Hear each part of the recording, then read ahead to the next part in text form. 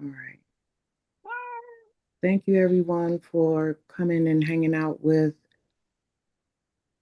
Commission 5D tonight. We're getting started at 7:03 p.m.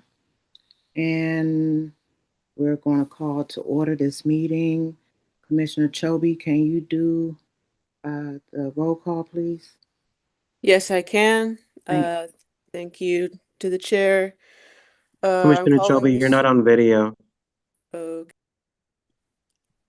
1 second.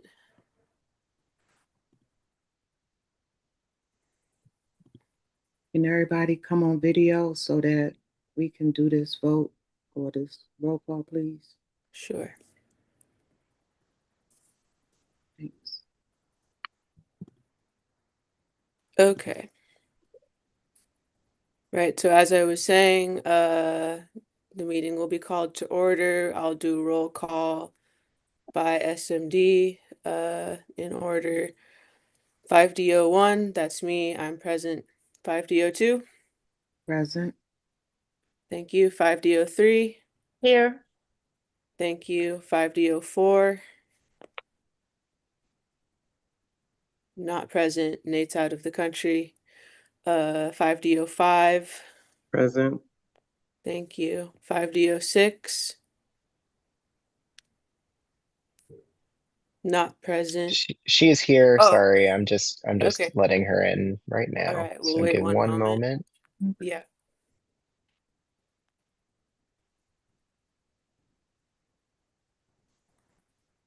I'm present. Okay. Thank you, Commissioner. Sorry for any stress or confusion. So that's 5D06 present. 5D07.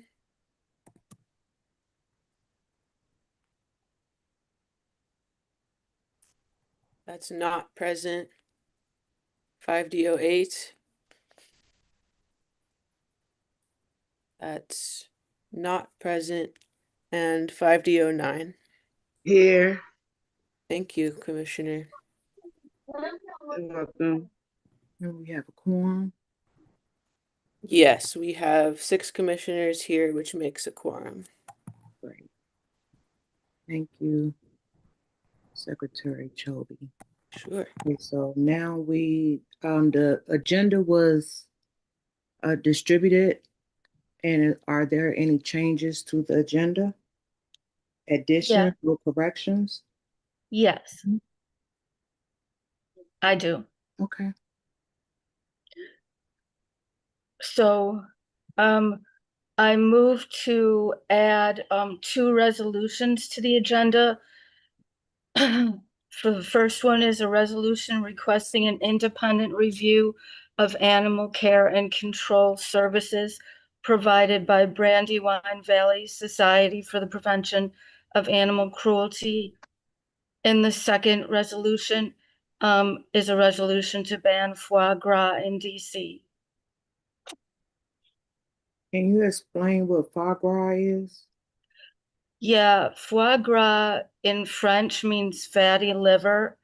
What that is the abnormally enlarged and diseased, fattened liver of a bird, usually a duck or a goose. It's produced by force feeding ducks or geese through a tube to grow their liver up to 10 times its original size. So that is served in restaurants. It's a delicacy, supposed to be like a delicacy. Disgusting delicacy, but okay. Yeah, restaurants serve it. I guess it's very expensive, and it's supposed to be like a fancy, very fancy thing. Okay. And it's produced by absolute horrific methods. Okay, so Commissioner Roblin has a couple of changes to the agenda. Um, all in favor? And let Chobe, anytime we are doing a vote, would you mind doing the roll call? Thanks. Yes, I can do that. Yeah. Okay, so the motion on the floor is to add both of those resolutions to the agenda. Do we need to do it separately? I think we're usually supposed to do it each one separately. But it's up, maybe it's fine to do them both together. I Well, don't we'll know. do one and roll call and then the other, if that's okay. Okay. Okay, so your first resolution, just what's the name of it again? I move to add a resolution to ban foie gras in DC to Okay. our agenda. Is there a second for this motion? Second. Seconded by Chair Rhodes. We'll do roll call for aye, nay. So 5D01, I will vote aye. 5D02, Aye. aye. 5D03, I would say Aye. aye. 5D04 is not present. 5D05,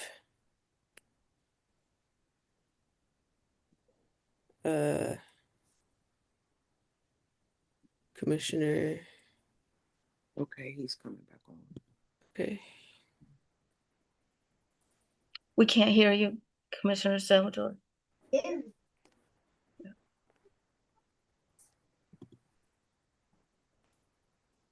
Yes. That's an aye. Okay. Aye. 5D06.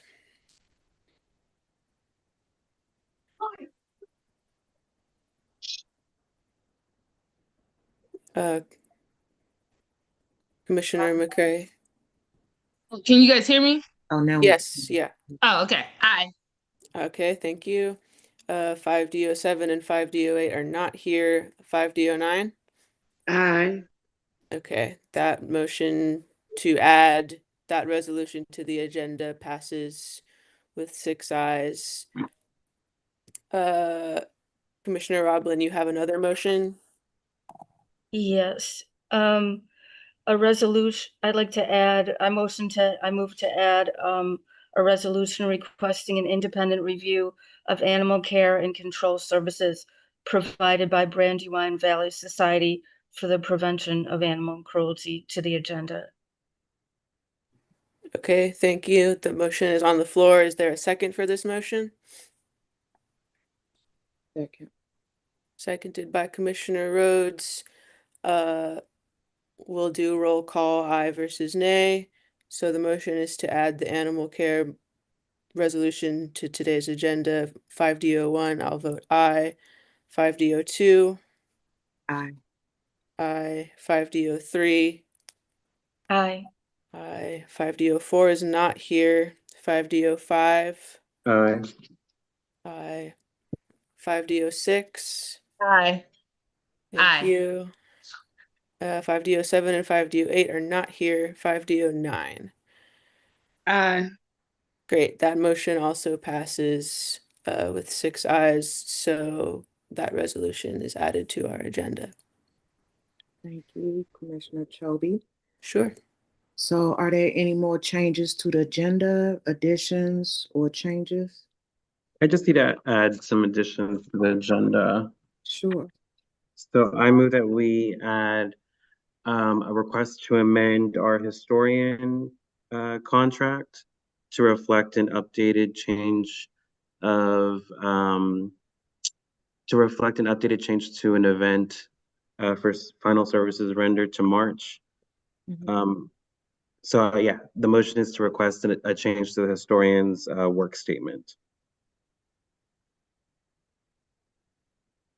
Okay, the commissioner has introduced this motion to the floor. Is there a second for this motion?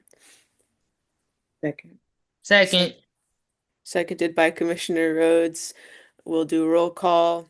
5D01, aye. 5D02, Aye. thank you. 5D03, Aye. aye. 5D04 is not here. 5D05, Aye. 5D06, Aye. thank you. 5D07 and 5D08 are not here. 5D09. Aye. Okay, that motion passes with 6 ayes. Great. Well, if there's no further changes, is there any more changes actually? Any more changes to the agenda? Okay, if there's no more changes. Commissioner Salvador, Mm. were you able to confirm DDOT presenting? No, no presentation today.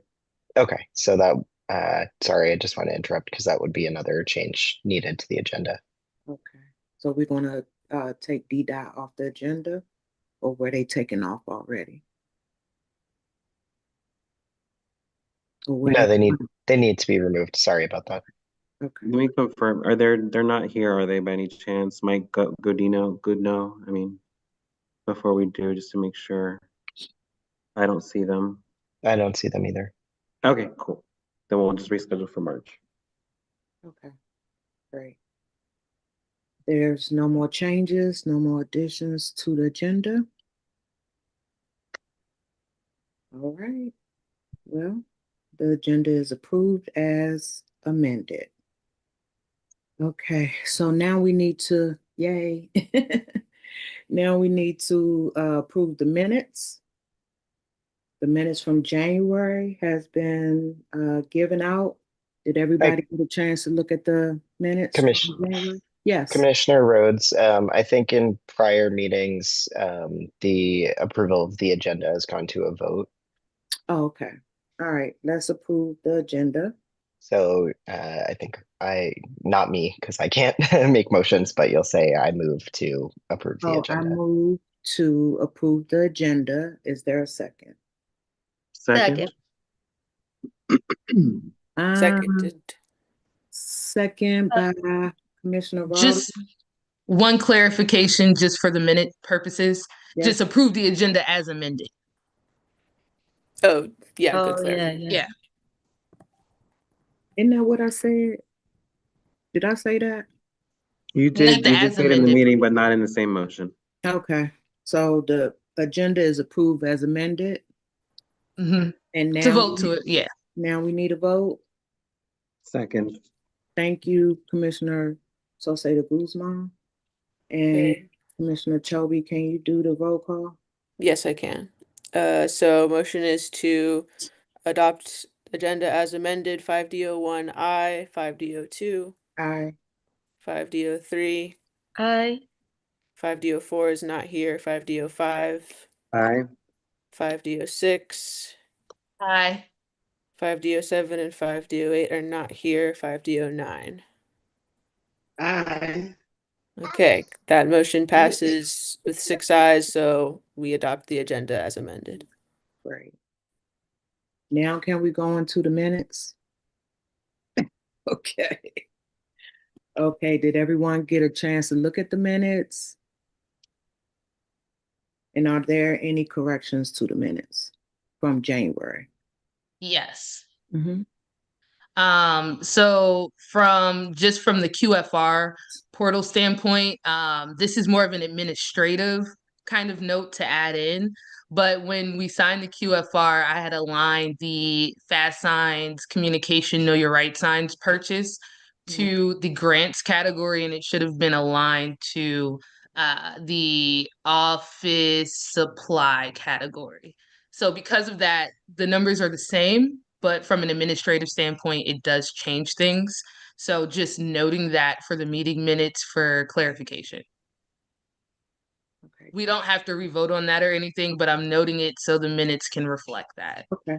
Thank you. Commissioner McCrae, is that a note that the January minutes need to reflect, or that this month's minutes will need to reflect? January. Okay, so I should make an update to what it says in the January minutes. We'll Okay, send that language over.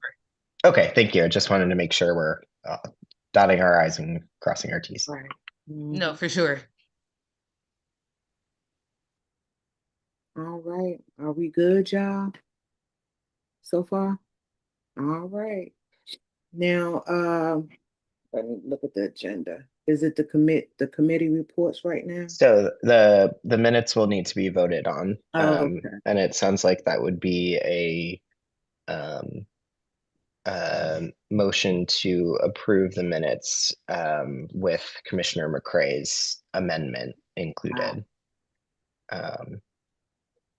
Well, I make a motion to approve the minutes with Commissioner McCray's addition. Commissioner Chobe, can you do a vote? Sure. I'll second the motion and roll call on the motion. 5D01, aye. 5D02, sorry, that was on me. Aye. Great. 5D03, Aye. 5D04 is not here. 5D05, Okay. 5D06, Aye. 5D07, and 5D08 are not here. 5D09. Aye. Okay, that motion passes with 6 ayes, so we adopt the January minutes with Commissioner McCray's clarifications. Okay, great. Now we have Commissioner McCray's Treasury report.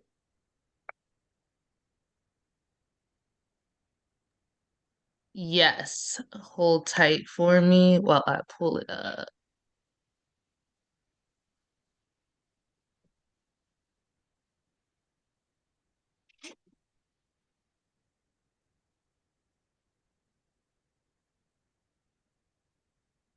Hold tight. You guys can't see my screen yet, can you? All right.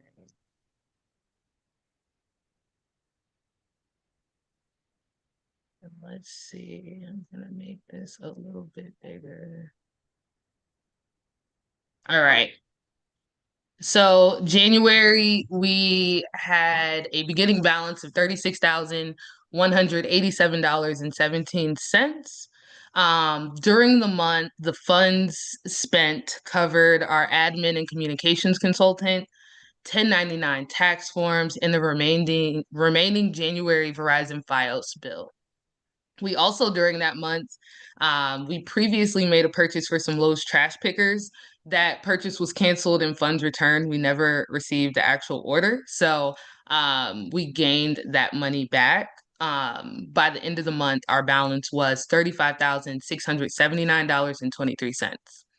And as of February 8th, our beginning February balance was $35,679.23. So far during the month of February, we have received our OANC quarterly allotment, and as well as a technology reimbursement for hybrid equipment. Those both totaled $7,888.02. So as of February 8th, we have an ending balance of $43,567.25. Just for everyone's note, this is informational only. These numbers can change, and the QFR portal, the QFR that we approve every quarter, has those kind of final numbers that are not necessarily informational, but kind of our solid numbers. But this is just kind of a monthly report to give you kind of where we are with our financials right now. But I'll pause just to see if anyone has questions.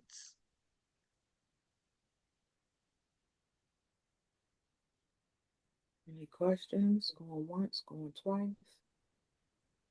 Okay. That's it for me. Great. Do we have to vote on your report? No, not the monthly, just the quarterly. Okay, gotcha. Okay. So we're good right now. Okay. Just make sure you remind me when we get to the quarterly that we have to vote on them. Okay, All right. thanks. So right now we have the commissioner's report. 5D01. Okay. Thank you. 3 minutes. 3 minutes. You got it. Andy, Okay. where's your ticker? I see it's 7:22, so I will try to cut myself off 7:25. Thank you. Hi, everybody. I'm Commissioner Cholby for SMD 5D01. I have a couple of updates to share for folks attending today. Thanks for spending your Tuesday night with us. So firstly, last meeting, I was elected as secretary and as chair of the zoning committee for this commission. I'm still learning and developing in these roles, but I'd like to highlight so far, first of all, this commission participated in a zoning case that's ZC 24-11. And through our participation and the participation of Commission 5C, we managed to get the applicants in that case to commit to not doing chemical storage and distribution in a residential area in Ivy City. I think that is a very big win, and so I wanted to congratulate everyone involved in that and thank them for their work. I've just recently become involved in zoning matters, so I know this case has been going for a long time. But thanks in particular to Commissioner McCray for briefing me on the situation, and our chair for getting those documents through to the Zoning Commission, and also to the commissioners of Commission 5C, who also filed in this case, making those same demands. Thanks everyone for getting that through. That's my main zoning committee update. Secretary role, I mean, you saw me taking votes today. The other thing to report is I'm going to aim to develop our newsletter communications in conjunction with our previous secretary, Commissioner Roblin, and with our staff. I don't have an active update there yet, but that's something I'm going to be working on. Finally, something I wanted to share was that I attended Commissioner Campbell's meeting last, what was that, Thursday the 5th, about keeping Langston Golf Course out of federal control, so keeping it out of the hands of this administration. I wanted to thank Commissioner G. Campbell for setting that up. I think it's important that folks know that that is an active issue. I think considering Langston Golf Course's historic role as a place for all members of our community, for Black golfers specifically, to be able to participate in that sport is very important, and I don't have much faith that this administration would maintain such an environment. So I would like to urge Councilmember Parker to publicly support the efforts to keep that golf course under control of the community rather than the presidential administration. Those are the updates and things that I have to share. Thanks. I yield my time back to the chair. Thank you. That was cute. So it plays music when when your time is up. Okay, cool. Um, Thank you, Commissioner Chobe. That's awesome. Thank you, Commissioner G. Campbell, for your work in saving Langston Golf Course. It's been there. I've lived here. I'm born and raised here. And it's been there. We don't need no outside folks taking over that golf course. We need to fight for it. Fight for what's left. And for 5D02, I just want to thank Al Moker, Lacey Davis, with helping with the snow. We had some seniors that was snowed in, and he made it his business. You know, I just called him and he came, he dug her out and came back the next day and put some salt out. We still have walls of snow, and some folks are still saying that their trash hasn't been dumped.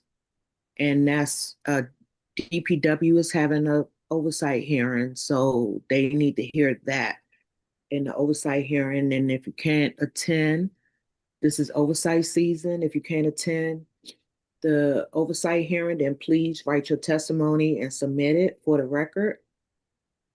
But just everybody, please get involved in your community, get involved in the agencies. If you see something, say something.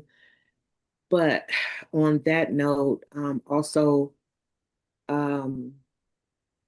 if people are having issues with the snow, like covering their doors or in a walkway, please let me know. And then I will make sure that it's escalated to, I guess Lacey Davis will be talking today. So we'll try to get Lacey on that, take care of that. But Other than that, other than the snow event, that's about it. It was very eventful. Please continue to check on your neighbors and check on the seniors in your neighborhood. Make sure they are good. Make sure they have their meds, and make sure that they can get out of their homes. And that's all for me. Oh, Lacey is present. Okay.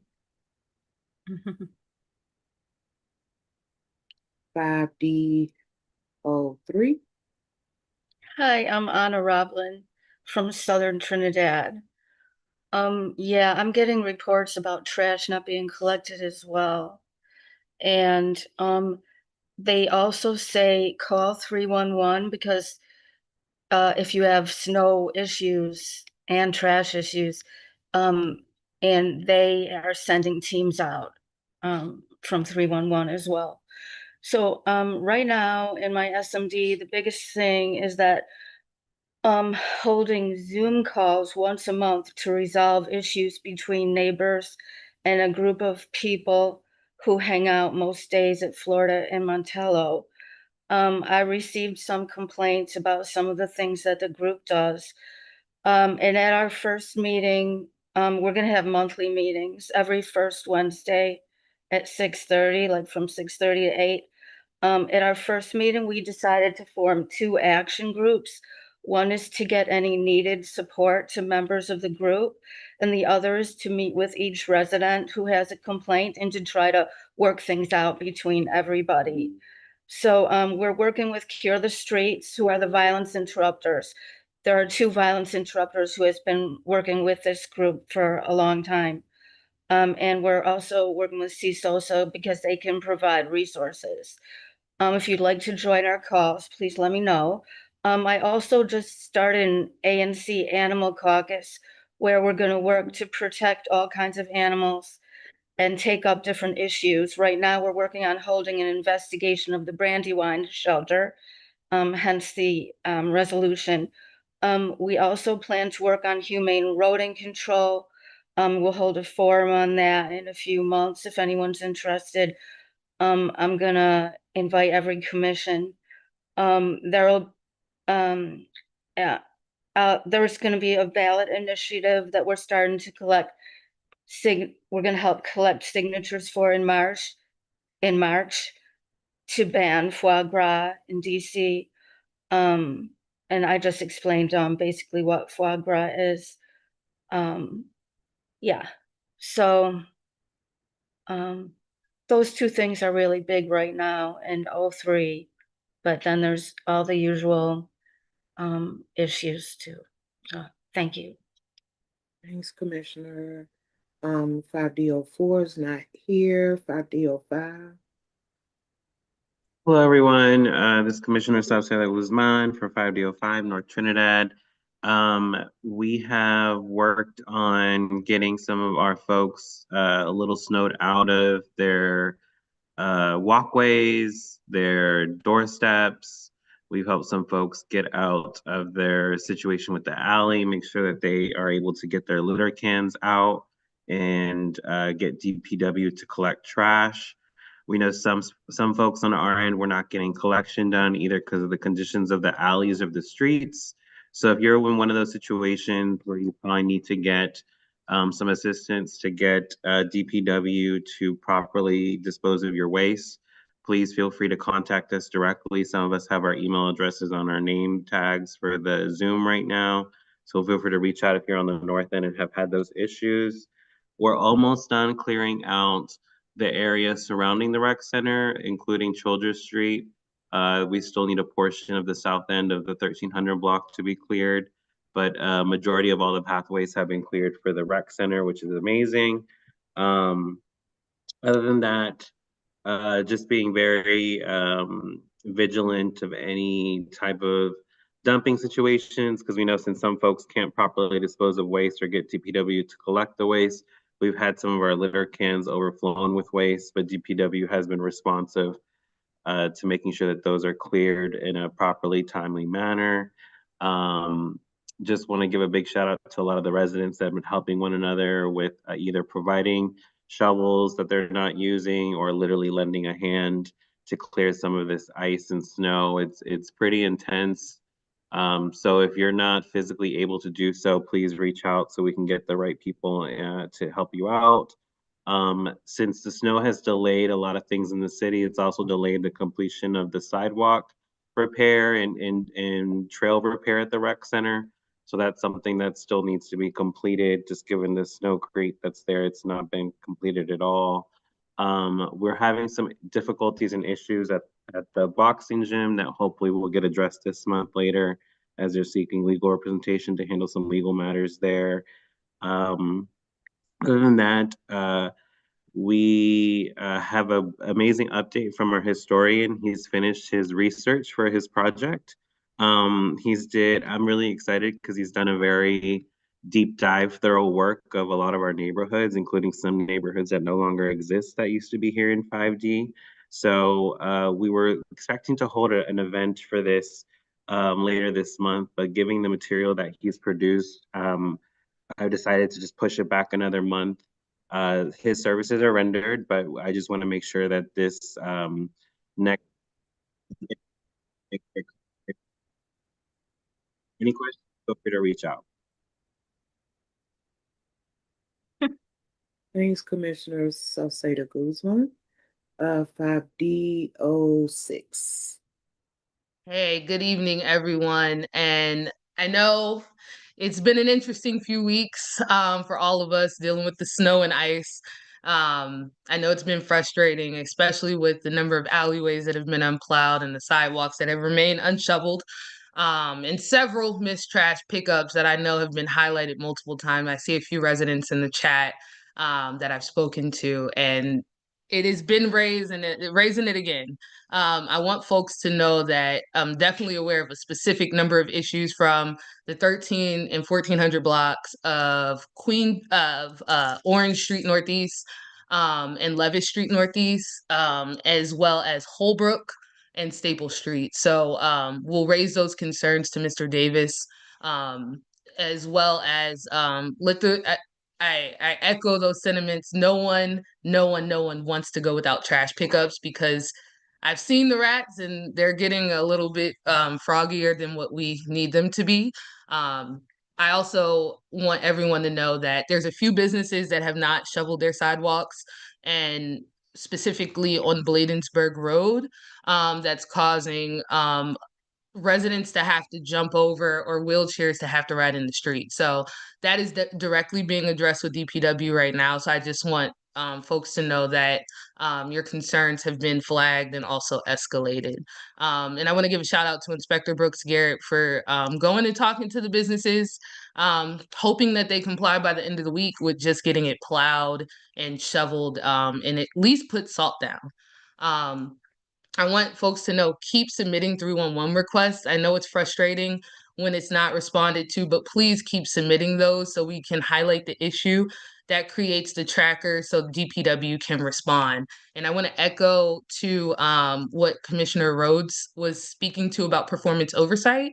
The performance oversight hearing is this Thursday for DPW. I'll drop the link in the chat so folks can go there. Please, please, please voice your concerns there. It's very important.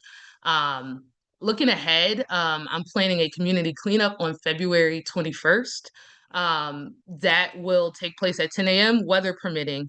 And I just want to close by saying there is some good news. The Carver Langston Park was given $500,000 additional for some upgrades to the park. While the schedule is a bit delayed, there's more money for the project. So stay tuned for that. There will be a meeting forthcoming.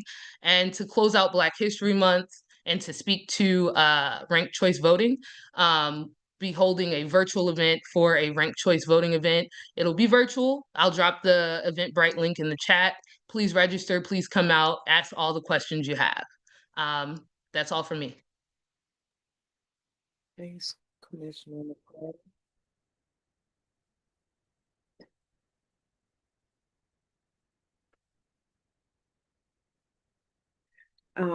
So we got 5D07 is not here, 5D08 is not here, 5D09. Hello, everyone. I just want to touch on something that what Commissioner Shelby said. Like she said, I had a meeting about Langston Golf Course on Thursday, February the 6th. It was very productive. We're going to have another one. I'm going to have another one when the weather get, a little bit better. But we must come out and fight because again, we do not want the federal government to take over and take control and do anything to it. So I'll let you all know when the next meeting is. But besides that, we just trying to get the snow and everything cleared up. And like the other commissioners said, if you have issues, email us so we can reach out to DPW. And that's about it right now. So yeah.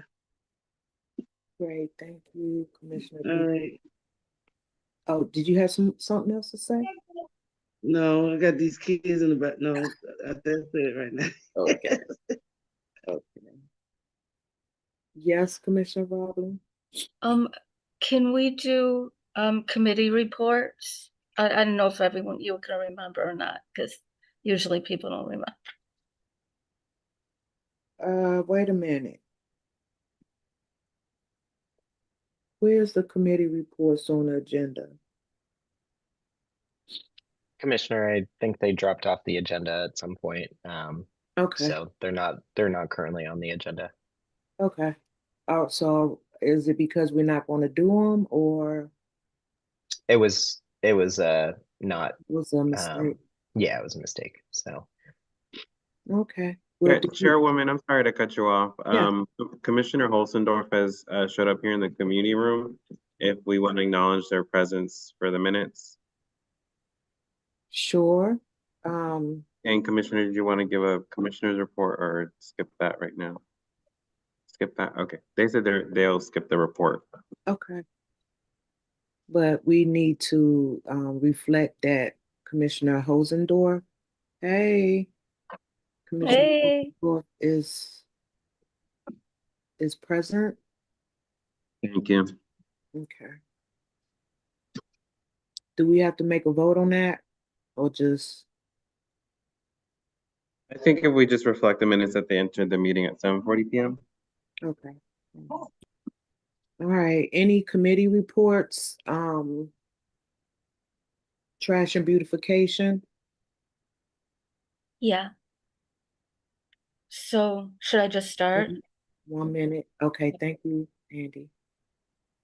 Yeah, you can start. Okay, thanks, Commissioner Rhodes. So our plans to put a food forest at Trinidad Rec Center are going to go slowly. There's a whole lot of agency paperwork, and we've been told it could possibly even take years, but we're in the process, and we still could get turned down, but so far it looks good, knock on wood. So, and also we're going to begin having tree walks and a lot more cleanups again when the nice weather starts up again. We have 2 tentatively scheduled events that will team up with DC Natives on, which is a group that's working on getting an abundance of pollinators like bees, and I think wasps. I'm not sure if wasps, but bees, to the area on a few different projects. The first event is going to be a garden demonstration install, tentatively scheduled for April 19th, most likely on April 19th from 2 to 4, which we will watch a demonstration on how to create a wildflower garden that will draw pollinators. And then the second event will be a garden walk through Trinidad on June 13th from 2 to 4 p.m. I believe the Trinidad Garden Walk has been a tradition in Trinidad. It's been done, I'm not sure how many years, but I think it's done every year recently. It's where people will showcase their gardens, and everyone stops by each garden, and the gardens are on a chosen route. So if you would like to showcase your garden, let me know. I'll put my information in the chat. And if anyone wants more information about any of the things going on, both in my SMD and in the Trash and Beautification Committee, just let me know. I'll put my info in the chat. Thank you so much. Thanks, Commissioner Robin. Safety?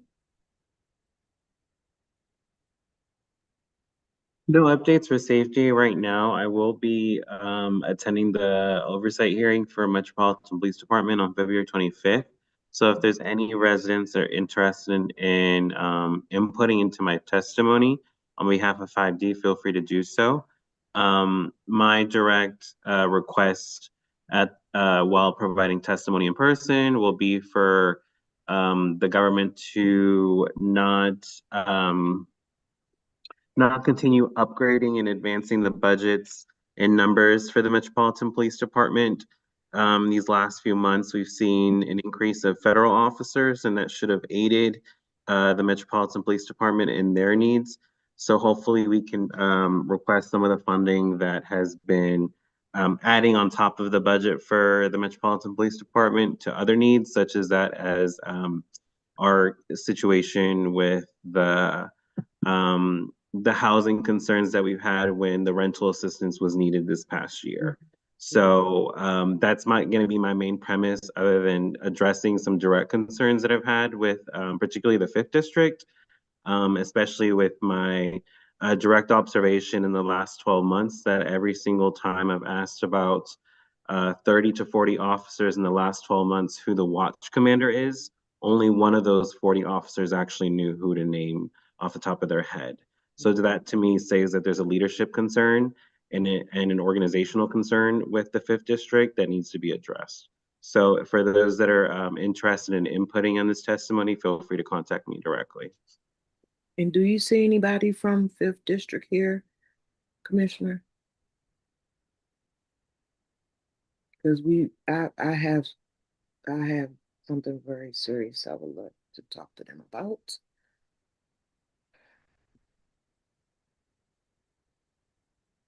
I don't see anyone on the meeting, so hopefully they'll might make themselves available, but I'll be vigilant. Okay, thanks. 5D06.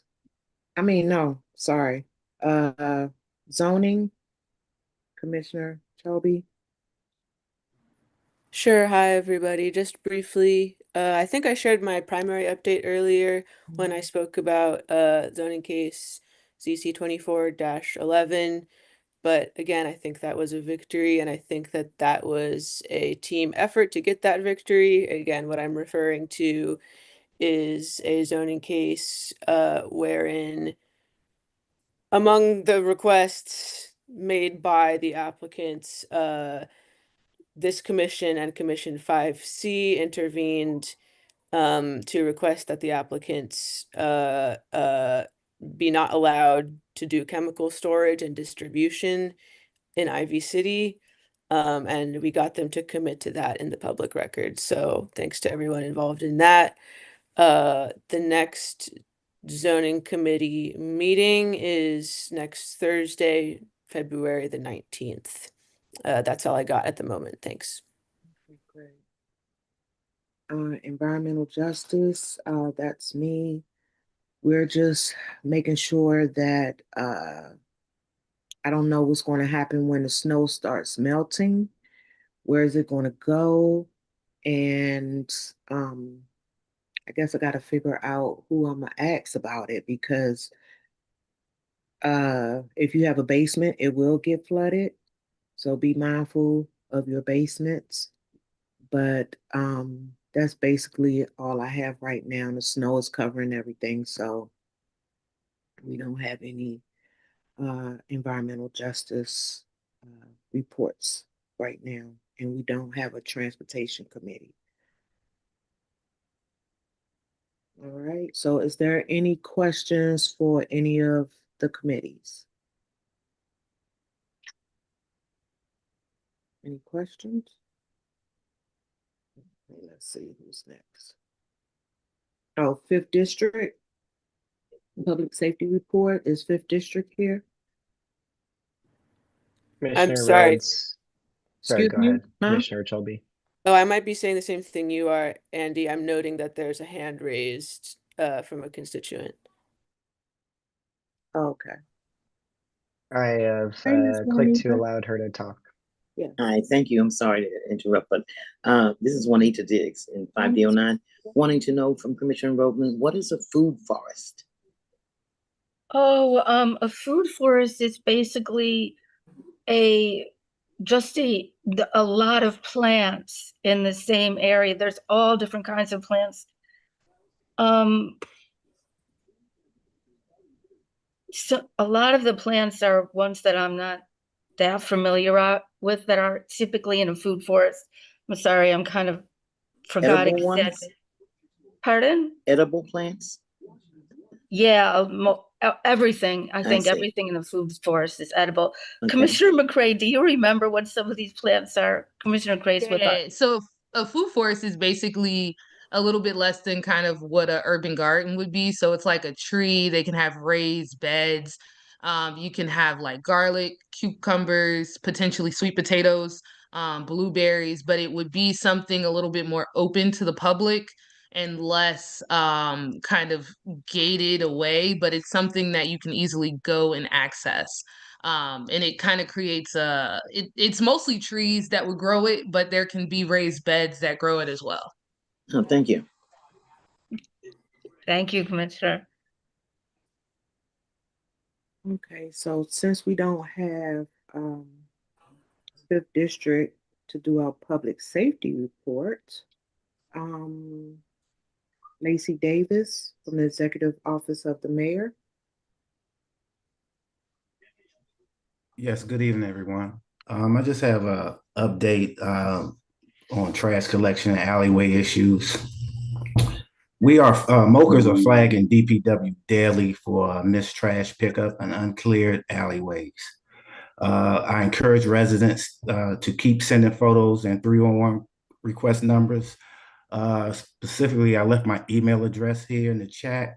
If some of the residents can forward me some of the issues that they have going on, I will make sure they will get flagged to the appropriate channels. Bobcat alley clearance are usually handled same day once we flag those. We are aware some contractors are leaving ice mounds, blocking garages and exits. If you could report those immediately with photos so they can be addressed as soon as possible. The mayor and DSLBD released their FY26 Green Book, setting a record 1.5 billion goal for the district spending with small businesses and CBEs. This year, it's a dedicated section on RFK Stadium campus redevelopment. Agencies anticipate 33.6 million in RFK related spending in FY26. The projects include a 40%. What is a CBE? Somebody's asking a question. I'm sorry, I'm still unmuted. If you'll put up the Okay. The project includes a 40% CBE participation commitment. Local businesses are encouraged to apply for CBE certification now. I will leave the link in the chat, and also to be eligible for upcoming contracts. And I also will leave a link if you want the full Green Book, and it's available online. I will leave that link as well. That's it. Thank you, Lacey, for your update. And Adriana Lovelace from Councilmember Parker's office. Hey. Hi, everybody. I hope you all are having a good evening. I have a little lengthy update, so I'll get started. Again, like Lacey said, DPW has resumed its trash collections last week. They have also worked through the past 2 weekends to help with catching up. They will continue to work this week. If your collection is missed, please continue to leave your cans out until it is collected and call 311 to report missed collections. If you have any questions or issues, don't hesitate to contact our office. In December, the council voted to separate or decouple our tax code from the federal tax code in order to have to adjust and digest the more than 80 tax-related provisions affected in the One Big Beautiful Bill Act passed by Congress. Congress is now trying to overturn this decision through what is called a disapproval resolution. It passed the House, and it is likely to pass the Senate today. This will be a disaster for the district. Roughly 360,000 personal tax returns and between 60,000 and 70,000 business tax returns would experience a 4 to 5 month delay, as our local Office of Tax and Revenue would be required to revamp their systems and work with partners like Intuit to update filing details. If you already filed, you need to refile.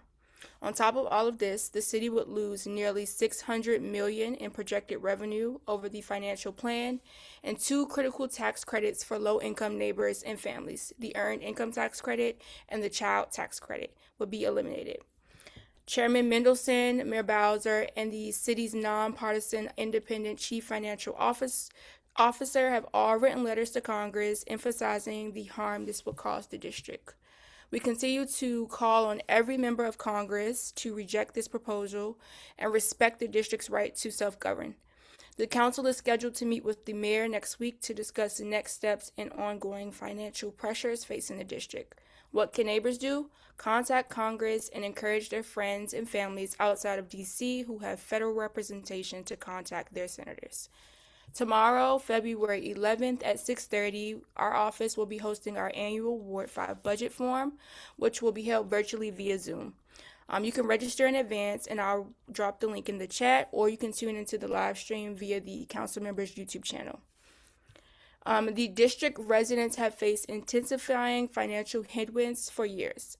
Councilmember Parker has championed the district child tax credit as a proven measure to help reduce child poverty, and we are able to secure it through tax policy passed by the council in December.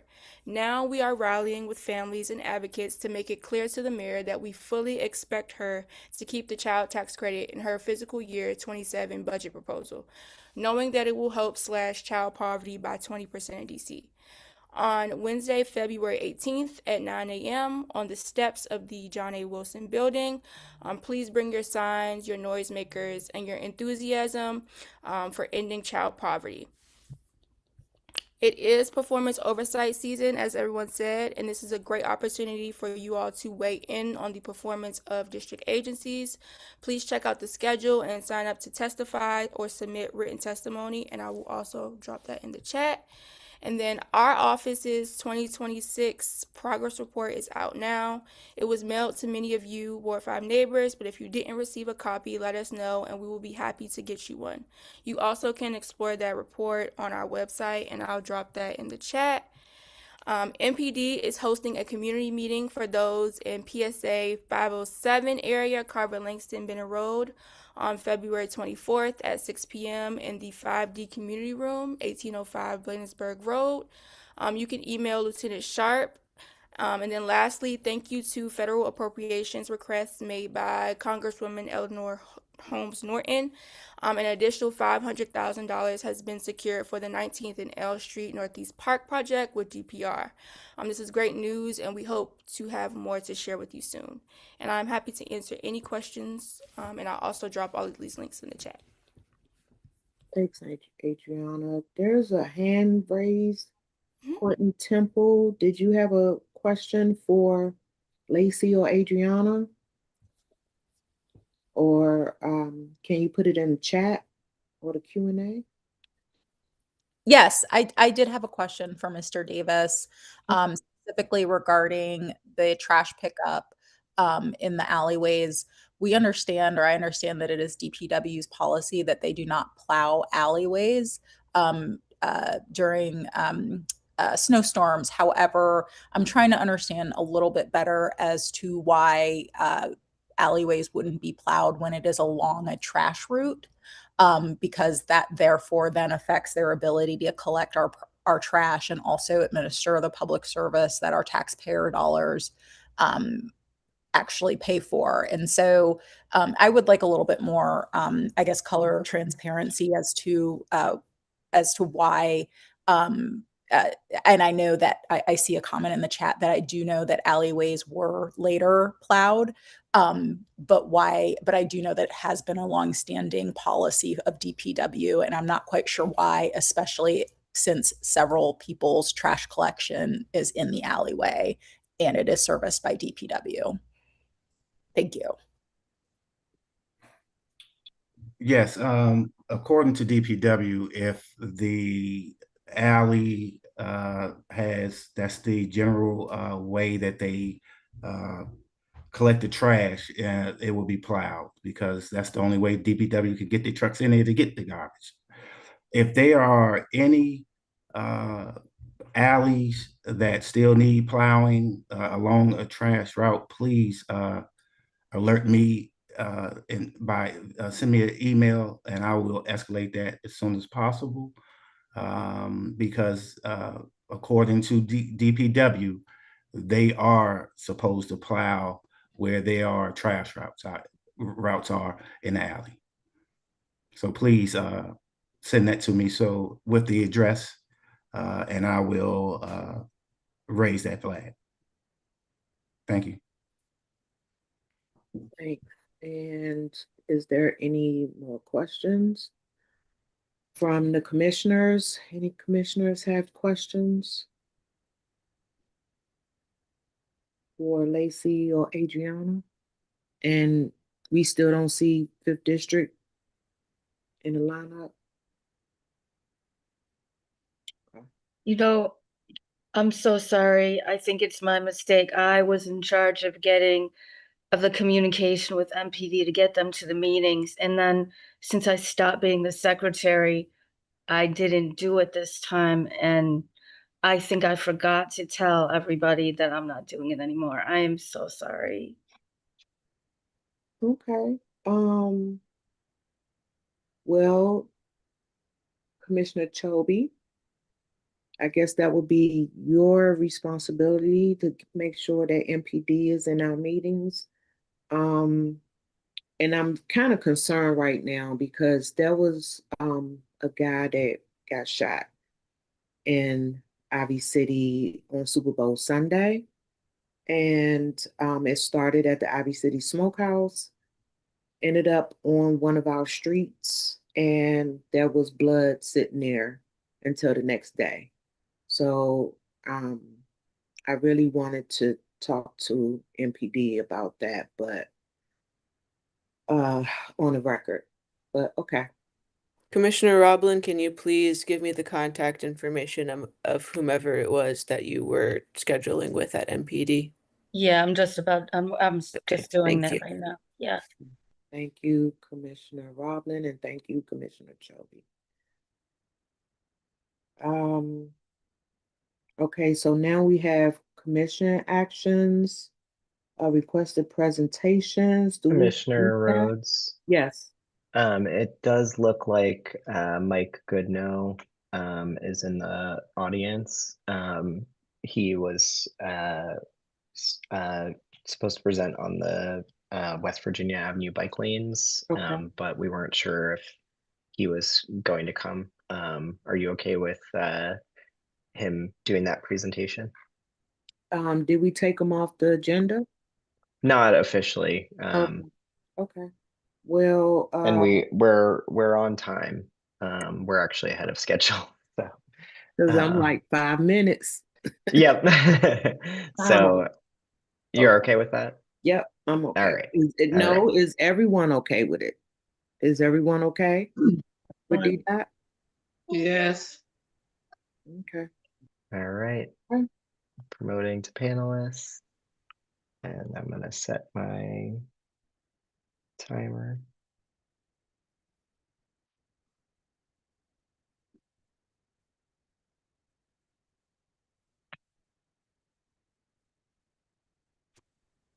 Hey, good evening, everyone. Thank you for making time for me. Should I go ahead and get started? Absolutely. Okay, great. Thank you. We have, sorry, just to let you know, we have 5 minutes for presentation and 5 minutes for questions. Okay, I will keep it short. I'm Great. going to go ahead and share my screen and see, put it in presentation mode. So yes, thank you for inviting me this evening, commissioners. My name is Mike Goodnow. I'm a transportation and planner at DDOT, and I'm here to talk about safety improvements on the current West Virginia Avenue bike lane between Florida Avenue and Mount Olivet Road. The right picture shows kind of a larger scale of this section I'm talking about, and it has all the street names. In the lower left, you can see where that section fits into the bike network. A little bit hard to see maybe some of the green lines, but essentially all these green lines are bike lanes, and a few of them are protected, like Florida Avenue, Mount Olivet, there's 17th Street Northeast. And this is a critical component for people biking in this area. A little bit of history on the lanes. In 2020, ANC 5D passed a resolution of support to install protected bike lanes on the corridor. We followed shortly thereafter, beginning in the northern section up by New York Avenue and Montana Avenue down to Mount Olivet, installed one section. Then we followed up in the fall by continuing south of Mount Olivet down to Florida Avenue. Now that these lanes have been in a while, we're kind of re-evaluating the operation, and we've heard a fair number of comments. So we're here to talk about potential redesign and improvements of these lanes. So a little bit about the bike and scooter volumes that we see on the corridor. Um, we count bikes at 50 locations in the city, and each location once every 3 years in the AM and PM. The right-hand side here is showing you peak hour volumes. Before the bike lanes were installed in 2021, we got about 40 to 60, 70 bikers per hour. After we put in the bike lanes, you can see in September 2021, it went down a little bit, but that was due to COVID. Now, bike volumes, scooter volumes are increasing citywide as more people have been going back to work. So it's pretty high, up around 100 bikes and scooters per hour.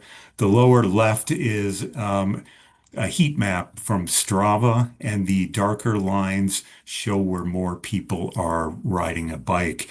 And this pretty dark line on the left side here is the Metropolitan Branch Trail. But you can see Florida Avenue, West Virginia, Mount Olivet, they get a fair number of bikers too. And especially West Virginia is important because it gives access to people on bikes to a part of the city to the east, which is a bit further away than the Met Branch Trail.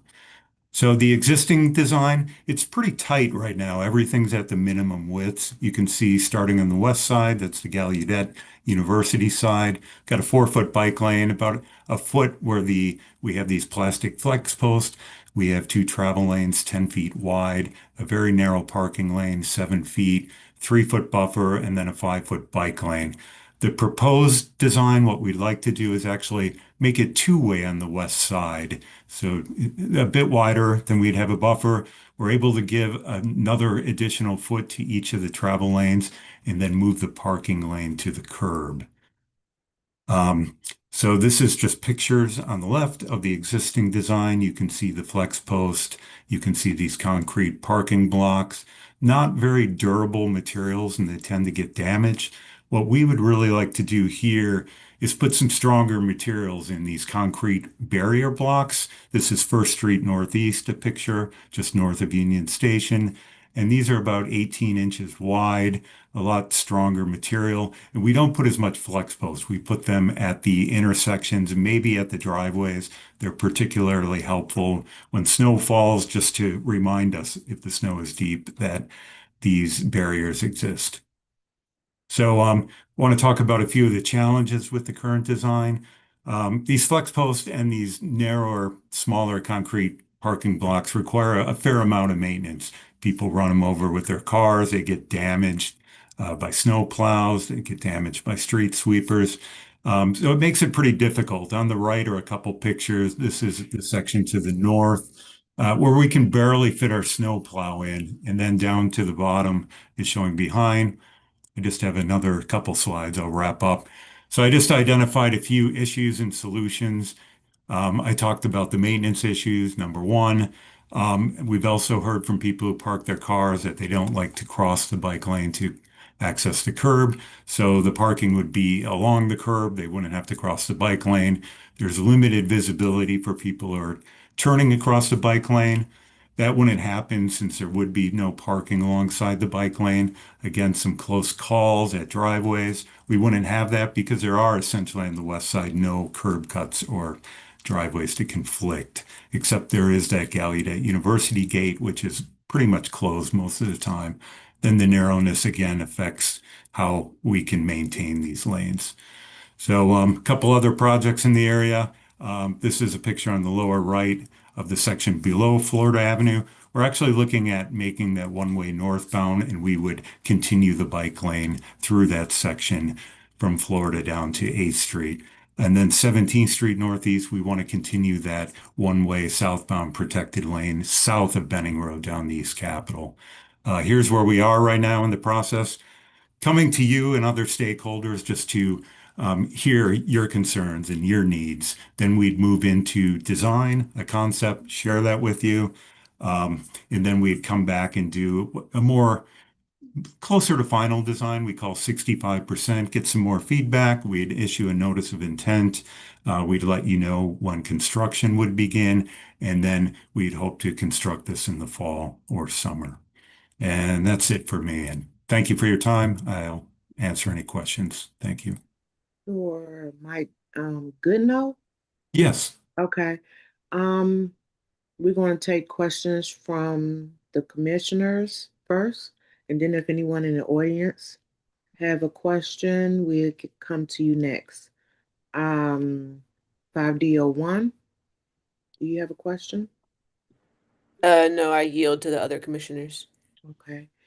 5D02, yes. Did you do a study on senior citizens needing to get their transportation and those flexi rods being in the way, and their drivers are being harassed because they're pulling up in the bike lane to pick up a resident? That's been an issue in the past. That's always an issue. It just seems like DDOT doesn't care. We've had that issue on West Virginia Avenue, and we just want to make sure that you all aware that we do have residents that have mobility issues, and they might need metro access, or they need to come out their homes and get into their transportation without walking 1 and 2 blocks. So have you all done a study on that? We have, and thank you for the question. We have heard those complaints before. One good thing about this design, which I think I passed over, it would actually increase the parking by about 12 spaces. Plus, by moving the bike lane away from that residential side, so we'd be moving that northbound bike lane over to the west side of the road next to the southbound bike lane. There there wouldn't be any bike lane to cross. So people can pull up to the curb, Metro Access and other vehicles can pull right up and people can come out and get in their vehicles. So hopefully that would pretty much eliminate that concern on West Virginia Avenue. Okay. And there was a lot of money put into that the last bike lanes, a lot of money, a lot of effort. Where is the money coming from for the new bike lanes? The money comes from, we have some local money. We also have some federal money that we use for these projects. It isn't unique though. Sometimes we put in a lane or another project and sometimes we need to make an improvement. It's part of the process. So um, it's something that is done occasionally. Commissioner Sosado Guzman? Yeah, thanks, Chairwoman. Myself and Commissioner Rhodes were commissioners when you all originally approached the ANC for this project. So we're happy that you all are pivoting to actually get this project right this time. My question is, what triggered the change? This is not the first time you've heard residents or commissioners say that you all installed a poor project. What triggered this change specifically for this route? We had a few different opportunities here. One thing is the street needs to be resurfaced. So we thought it would be a good opportunity to look into it while we resurface the street. That will have clean pavement that we could actually make the change.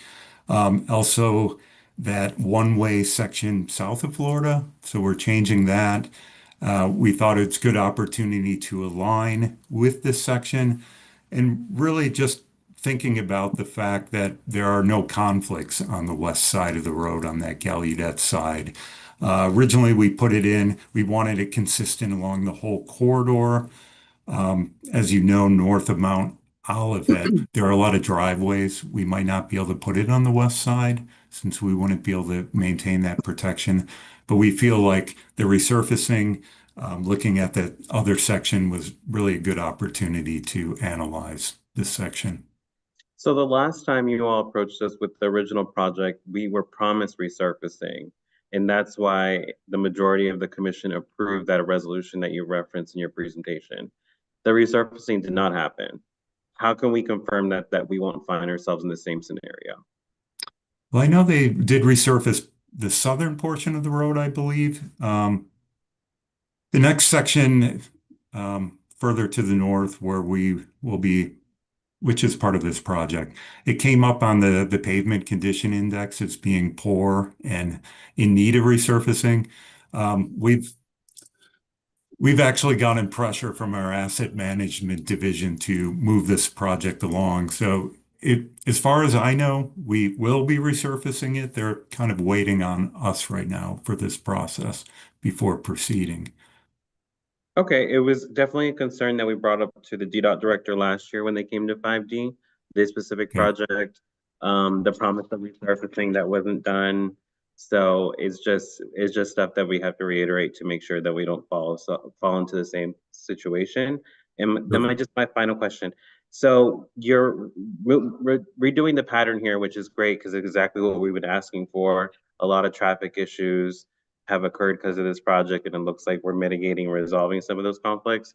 So does the route disconnect from that west side eventually and go back into 2 lanes, like north of Mount Olivet, or is it you're going all West Virginia? Right now, north of Mount Olivet, and we're still doing some of the traffic analysis. The northbound bikes would have to cross the street to get Okay, back to the east side. got it. Maybe someday, as maybe land use changes to the north and there are less curb cuts, we could reconsider and put it on the west side. But right now, we don't think that would probably be good to do. Okay, so just right now, the focus is on the higher density residential area of this bike Yes, lane. correct. Okay, Mhm. thank you, sir. And also, with the resurfacing, are you all thinking about, or is it a possibility that you can use cooling pavement rather than the asphalt because our community is an urban heat island? Hmm. I could ask about that. I'm actually not familiar with the product. It's called cooling pavement. Yes. Okay, I'll see. It's the It first just I've heard of keeps it. the community from getting hot versus the asphalt will build up the heat. Okay. So if we can get some cooling pavement, that would be great. Commissioner McCray? Yes. Thank you. And thank you for that presentation. I just Thank you. have a question because I know you mentioned 17th Street Northeast. Given that RFK Stadium is coming, what can we expect with 17th Street, knowing that 50 comes down Bladensburg Road, comes down 17th Street, and then you're at Benning Road?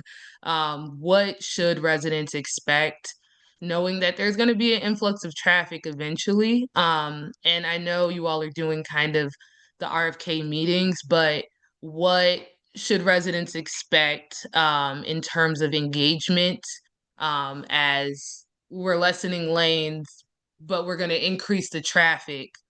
So I'm just curious what that's going to look like, what you guys expect, and have there been studies yet, or is there going to be a study? Sorry, that was a lot of questions, but just Oh, kind yeah. of wanting to know forecasting, looking forward, what to expect. Yeah, that might be something I'll need to follow up on. I know some colleagues have been involved in those discussions, and they were told that they could go ahead with 17th Street. So they are doing some analysis. I have not been involved to date, um, but I can try to find that out for you and report back. Well, that would be Yeah. cool. Thank you. Okay. Okay. Thank you, Mike, for your presentation, and we really appreciate the update. Thank you. The Thank you, everyone. next one, Good night. yes, good night. And can you come back to us, Mike, with the cooling pavement? I'll find out about that and get you an Thank answer. you. Okay. Okay. 8th Street Land Use and Market Study, Office of Planning, are you here? I am. Hello. Great. I'm going to share my screen real quick. Let's see here. Okay. Awesome. Oops. Sorry about that. Slideshow. All right. Thank you guys for having me. I'm Emma Estes. I'm from the DC Office of Planning, and I'm here to talk to you about the 8th Street Land Use and Market Study, which we are kicking off this month, and we're going to be doing through about September 2025. The 8th Street Land Use and Market Study is going to focus on land use, public space, and economic development on 8th Street Northeast between 3rd and 15th Street, and consider what policies and strategies are needed to support this corridor. Some of the objectives are to support diverse and resilient retail, bolster the corridor identity as a destination for arts, create a land use strategy that guides, my cat is jumping up here, sorry about that. Create a land use strategy that guides mixed use development and design people-centered public spaces. For some context, 8th Street Northeast is a significant east-west corridor for the district, serving as a local commercial hub with retail, dining, nightlife, arts, and culture. In 2024, there was over 2 million people that visited the corridor. The DC Office of Planning conducted a planning study in 2004, and a lot has changed in the 20 years since then, with mixed-use development, shifting land use economic environment, as well as some recent challenges like spikes in retail vacancy and underutilized public space. So this is a really great opportunity to have some renewed community dialogue with the community and come up with some data-informed, updated policies that can guide future investments in the corridor. The study area for this project doesn't immediately include you guys' area, but it's right next to it. So we wanted to make sure that we reach out to you guys and understand your needs and priorities as well, and try to get all adjacent neighborhoods involved. So as you can see here, it extends from 3rd Street to 15th, about 1 block to the north and south of the 8th Street corridor itself. And finally, we have the timeline and the next steps. We kind of have a 2-phased process here. So right now we're starting the first phase of research and analysis, going to ANCs. We are looking to do an open house in March. And in May, we'll be doing a sort of preliminary report with very high level initial recommendations that will then workshop with the public in open houses and surveys in order to incorporate that feedback and come out with a final report in September. So the call to action right now is 2 things. One, we are solidifying the plans for a March open house.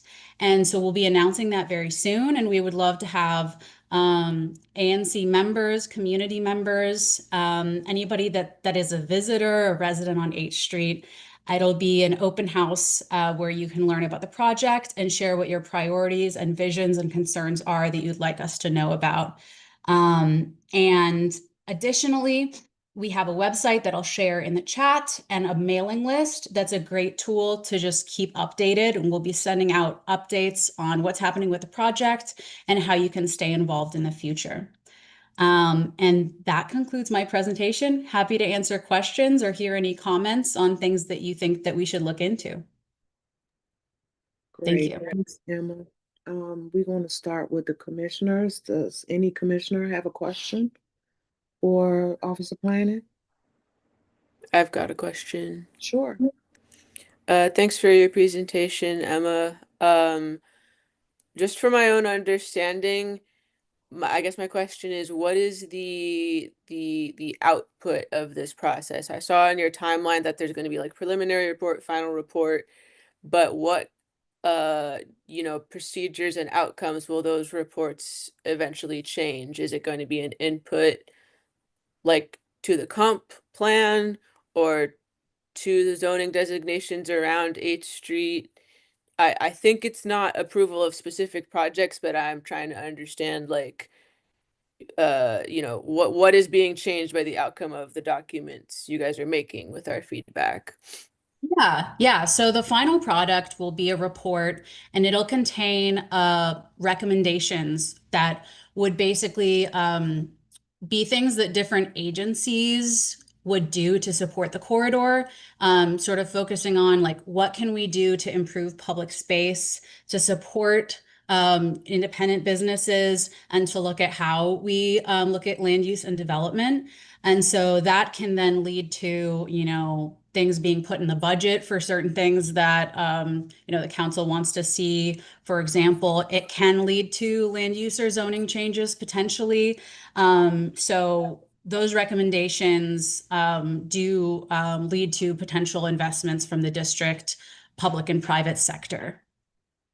Hopefully Okay, that so the answers your audience of question. the report is other city agencies. Yeah, council, city agencies, exactly. Okay, that's helpful. Thanks very much. Commissioner McCray?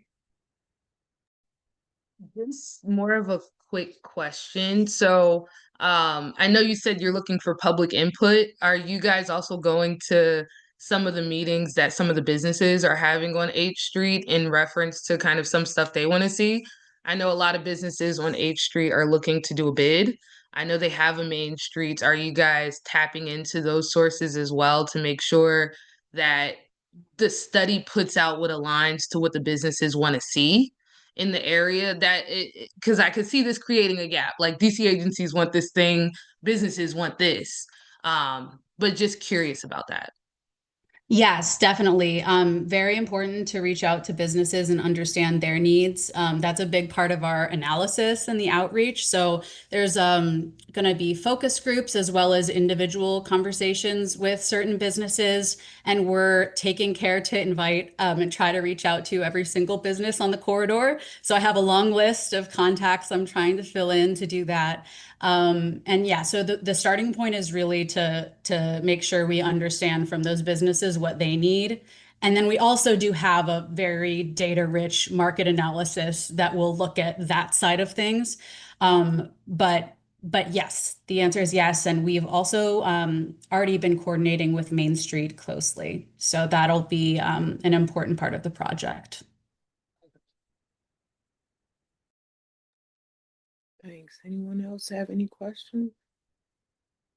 I do have a question, sort of like what Commissioner McCray was saying, when H Street was redone before, a lot of our Black businesses and small businesses were taken away. And some folks feel like they don't belong anymore, or the rent has gotten high, or the taxes, or something. So you said certain businesses that you all were going to talk to. Are you going to talk to all of the businesses? And will this project, is this project going to make sure that these businesses that are there stay there, and open it up for any new businesses, small businesses that want to come to H Street? And the streetcar, is the streetcar leaving or going? Yes, and thank you for that question. We are reaching out to all businesses, and we want to make sure we reach out to a representation of, you have a lot of multicultural businesses, and we want to make sure we reach out to POC-owned businesses and legacies as well. And that's, when we think about supporting retail, a big part of this is looking at independent small businesses and our market analysis and our conversations will be looking at what has caused business closure in the past, like what's causing these vacancies, what's making it difficult for these businesses to stay here. So that is one of the central questions. And we'll be looking at that and trying to find the best strategy for us to address that. And is the streetcar leaving or staying? My understanding is the streetcar is being decommissioned this spring. However, I'm, DDOT can definitely be the ones to give a more informed answer on that. But my understanding is it's being decommissioned at some point in the next couple months, and that there's planning occurring around bus service and transportation. And then I would, defer to DDOT to provide some more information on that. Okay, that's fine. It just took them 500 years to put it there. Now, Yeah, I understand. and then Waste of taxpayer dollars, but it's supposed to end at the end of March. Hmm. You hear me, Commissioner? Say that again. I said it's supposed to end the service at the end of March. So what we probably need to find out is what's going to happen to the tracks in the street, and also like the streetcar barn over there in your area. Mm-hmm. Like we have all this space, and we just need to find out what's going to happen with it. Okay. All right. Can I also ask one question to Emma? Um, I guess just in general, like when we talk about 8th Street, we normally talk about like 3rd through 15th Street. Is there a reason we don't include Benning Road in that, given the corridor, like the CVS has left? And I know that might be more of a dip med conversation, but it, is there a reason we don't consider Benning Road in that, knowing that it's all kind of one stretch? Um, and I know 8th Street has its own history, it's its own area, but knowing that we're thinking through and you guys are thinking through a project that impacts that, what does that mean kind of for Benning Road, for the Heckinger Mall area, for that CVS parking lot on Bladensburg Road? Like, will this have, I don't want to say recommendations, but will this have some type of impact for that, for our area as well? Yeah, and thank you for that question. For the purposes of this study, it is focusing on, the recommendations themselves would focus on the study area, but the analysis and considering the context and the needs of the neighborhoods, reaching out to people, we are looking at the larger area. And, I think for the purposes of this study, we did, select a certain boundaries, sort of to focus on 8th Street. And obviously it's very connected to Benning. I think that there would need to be, a separate planning effort for that area, since they are sort of unique but connected. So I know that, there's a lot of opportunities with the comp plan. And that's an opportunity to, contribute in the planning for all of these areas as well. I know that's not, that's the best answer I can provide. Yeah. Gotcha. I just want to put a plug in. I think our area should also get For kind of a sure. separate study as well, like outside of the comp plan and outside of that, just to kind of highlight the uniqueness of the area. Like I know 8th Street is unique, but our area also is unique and we have a lot of small businesses. So just kind of want to add Mhm. that in. Yeah, thank you. Thank you. I completely understand. Oh, I just was raising my hand because we have two questions in the Q&A box. One question is, what are the types of recommendations that could be made? What's an example?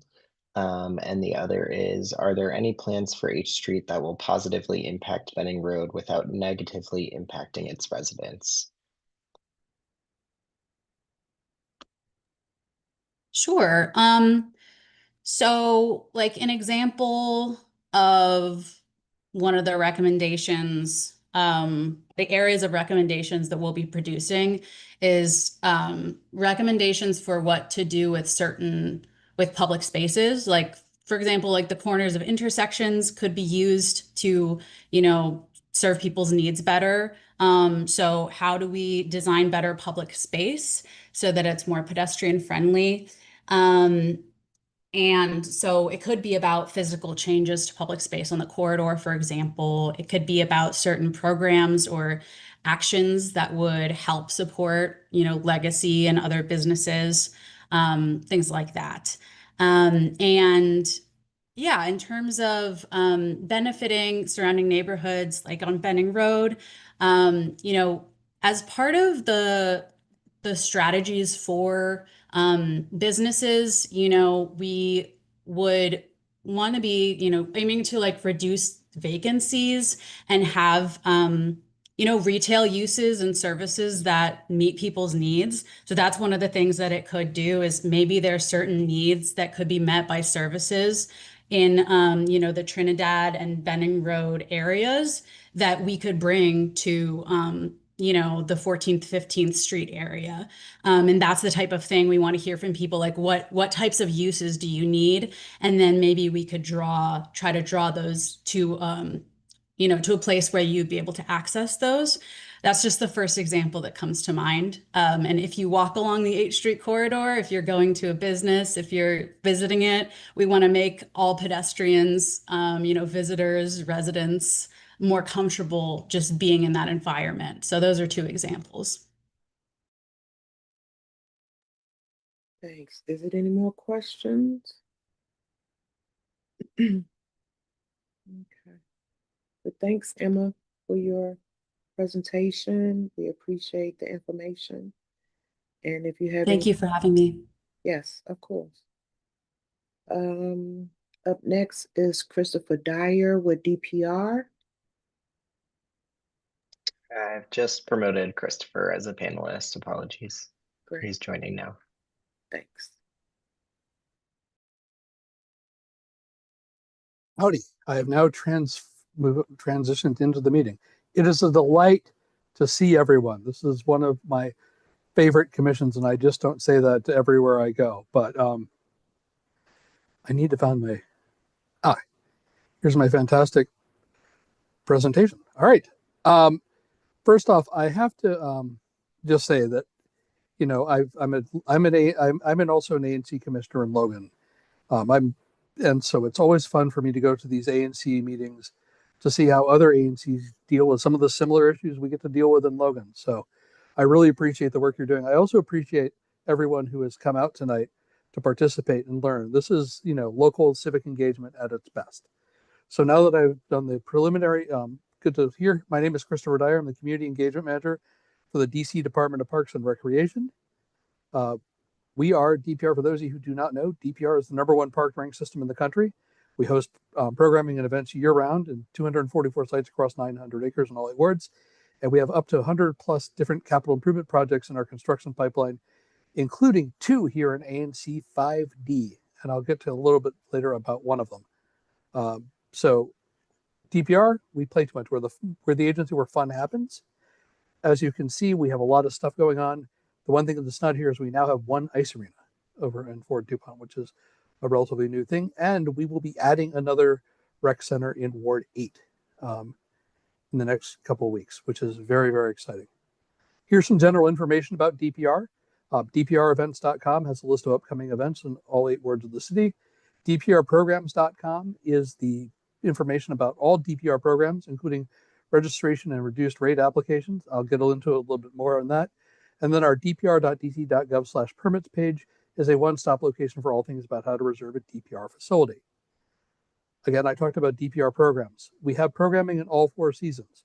The spring season starts, registration for the spring season starts on March 3rd for our aquatics programs and March 4th for all other programs. We strongly encourage you that you make sure you have an active account before the program and that you get in at 5 minutes to noon, especially for the aquatics programs, because all of our programs tend to sell out pretty quickly. As you see, here's some information on the reduced rates. We do have a fee-based program for qualifying families. Applications are good for the entire year, and visit the program, dprprograms.com, for information and the complete application. I know now that it is a little bit warmer, we're talking about summer camp. It's very fun for me to talk about summer when it's 5 degrees below zero. I was just at a summer camp fair, which was very fun. The summer camp lottery is open right now. The deadline, unfortunately, to apply for reduced rates has closed. The lottery will end on the 16th of February.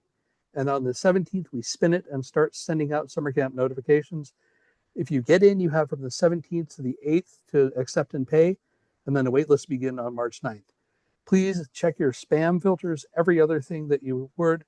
Sometimes the message gets lost and you don't want to lose your opportunity.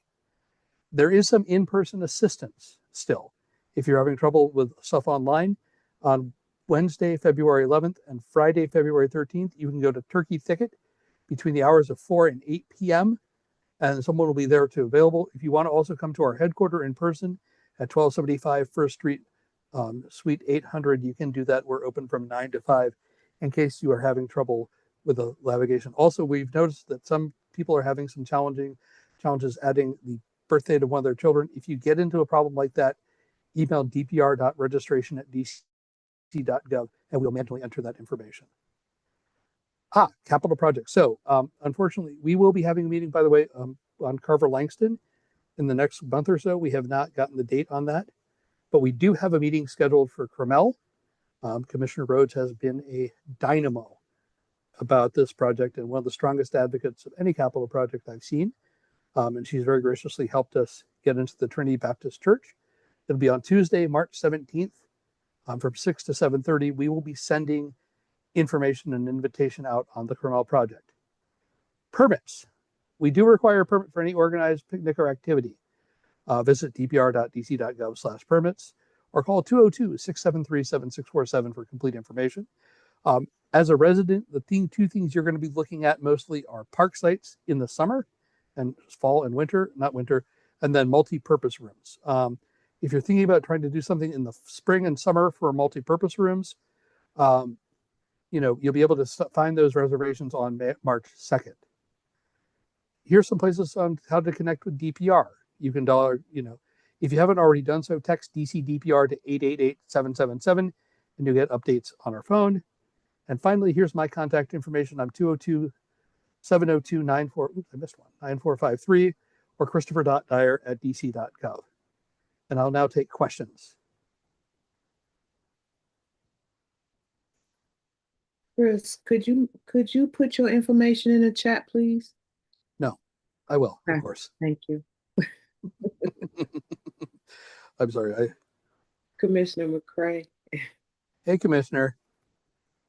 Questions. Given the weather, are we thinking the meeting for the 19th and L Street will be inside or outside? Check your inbox. I sent you an email. I'm hoping we're going to be outdoors. Because it's probably, March-ish.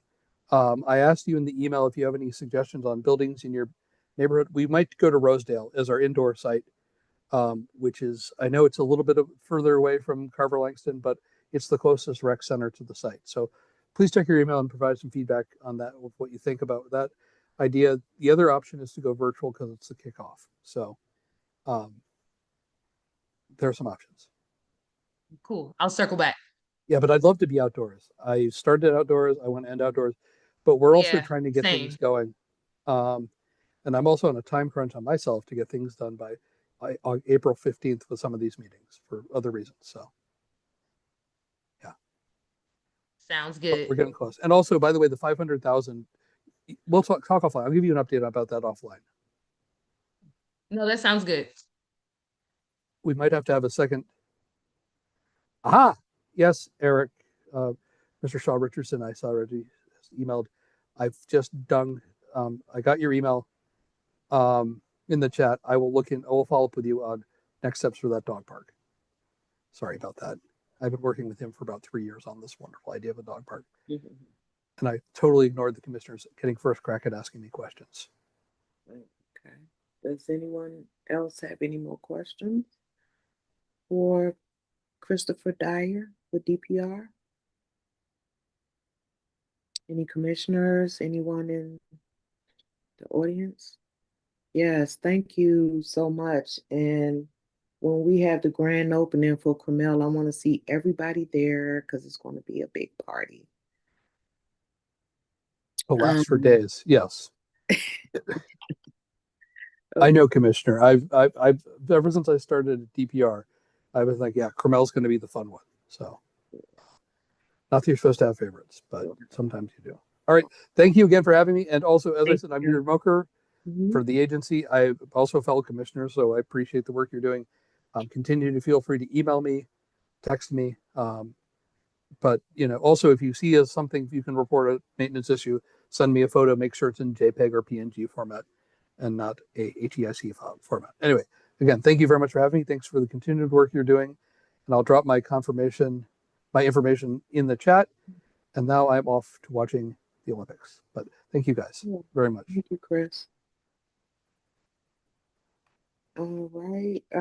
Let's see. Now we have 3 voting actions from Commissioner McCray and 2 voting actions from Commissioner Salcedo Guzman. Prior to that, Commissioner Rhodes, we have Yes. the consent calendar items. Oh, right. Y'all timesheets. Right. Okay. So we have the admin consultant timesheet for $560, which is Andy, and a communication consultant timesheet for $405. That's for our social media communication person. Do we need a vote on those? Yes. Okay. Yes. Because it's the consent calendar, can we vote them all together? Is that the idea? That's correct. That's So how we it's always do. just a motion to approve the consent calendar Okay. items. So, okay, great. Thank you, everyone. See, this is a team effort. I move to approve the timesheets for our admin consultant and our communication consultant. And Commissioner Chobe, can you do Yep. the? I second the motion. Oh, thank you, Commissioner Salcedo Guzman. Seconded by Commissioner Salcedo Guzman. We'll do roll call on the motion. 5D01, aye. 5D02, Aye. 5D03, Aye. 5D04 is not here. 5D05, Aye. 5D06, Hi. 5D07's not here. 5D08. I don't know if they're still there. Hello. Is that a yes vote for the They said consent aye. calendar? Sorry? Can you hear us? They said aye. They said aye? Okay. Great. And 5D09? Aye. Great. Consent calendar approval passes with 7 ayes. Great, great. Okay, now we can go to the voting actions. Thank you. So take it away, Commissioner McCray. All right. So the first item is a resolution. And the resolution is it's came about as we are dealing with this snow recovery. It was clear to me there was not a neighborhood level of recovery. It was really focused on the main streets, but in reality, as we get more extreme climate, even if it's every 5 years, there needs to be some additional thought to me into neighborhood level recovery. So the resolution that I am proposing is to kind of implement some snow recovery strategies that are more geared towards sidewalk recovery, alleyway recovery, and ensuring that neighborhoods, I mean, the people that have to be on the streets, you have to get to the street to be on the street. So making sure that one-way streets are cleared, and trying to get some type of snow disaster recovery that feels a little bit more robust. We all know the snow.dc.gov wasn't actually correct this go round. Don't know if it has been in the past, but it was not correct. You had DDOT stuck on streets, and because they flipped the switch saying they came down the street, it, even though it wasn't plowed, it showed as plowed. So just kind of implementing some strategies to focus on alleyways, pedestrians, kind of the infrastructure around. Just in general, this snow emergency didn't really, it already kind of exasperated a problem. We have tiny narrow streets, right? And I think regardless of how we move forward, we're going to need a more neighborhood focused strategy when it comes to kind of pushing forth. So I'm just trying to get this resolution passed so that we can try to start the conversation around what that looks like. I don't know that there's a perfect answer. I don't know if there is a good answer, but I know even if they were to have a surge portion of the DPW and DDOT budget that's used every 5 years, we only get these types of storms every what, 5 to 8 5 to 10 years. It's not like we get them every year. So I understand we're not Ohio, we're not Pennsylvania. We're not going to have a huge, robust, maybe DPW machinery, but we do need to start kind of thinking forward. And even if there is some type of contractor support that can be offered, almost every single one of our streets in our ANC has some type of construction going on. That means they have the vehicles, they have the equipment to build, they have the equipment to also help with the sidewalks. So to me, there are answers, but takes a little bit more of a coordinated approach to get to that answer. So this resolution is just pushing to try to get those things in the forefront to have some type of answer. Because if we have to deal with this in another 5 years, we don't want the rats taking over or seeing dead rats frozen in the snow. Um, Seen a lot of things, and I know a lot of residents have seen a lot of things, and it's frustrating, I think, for me the most when you see folks that have to walk in the street or have to use their wheelchair in the street. I think that makes me very upset, and I think from a neighborhood level, um, there's answers. There are answers for this, and we should try to seek getting those. So that's all this resolution is.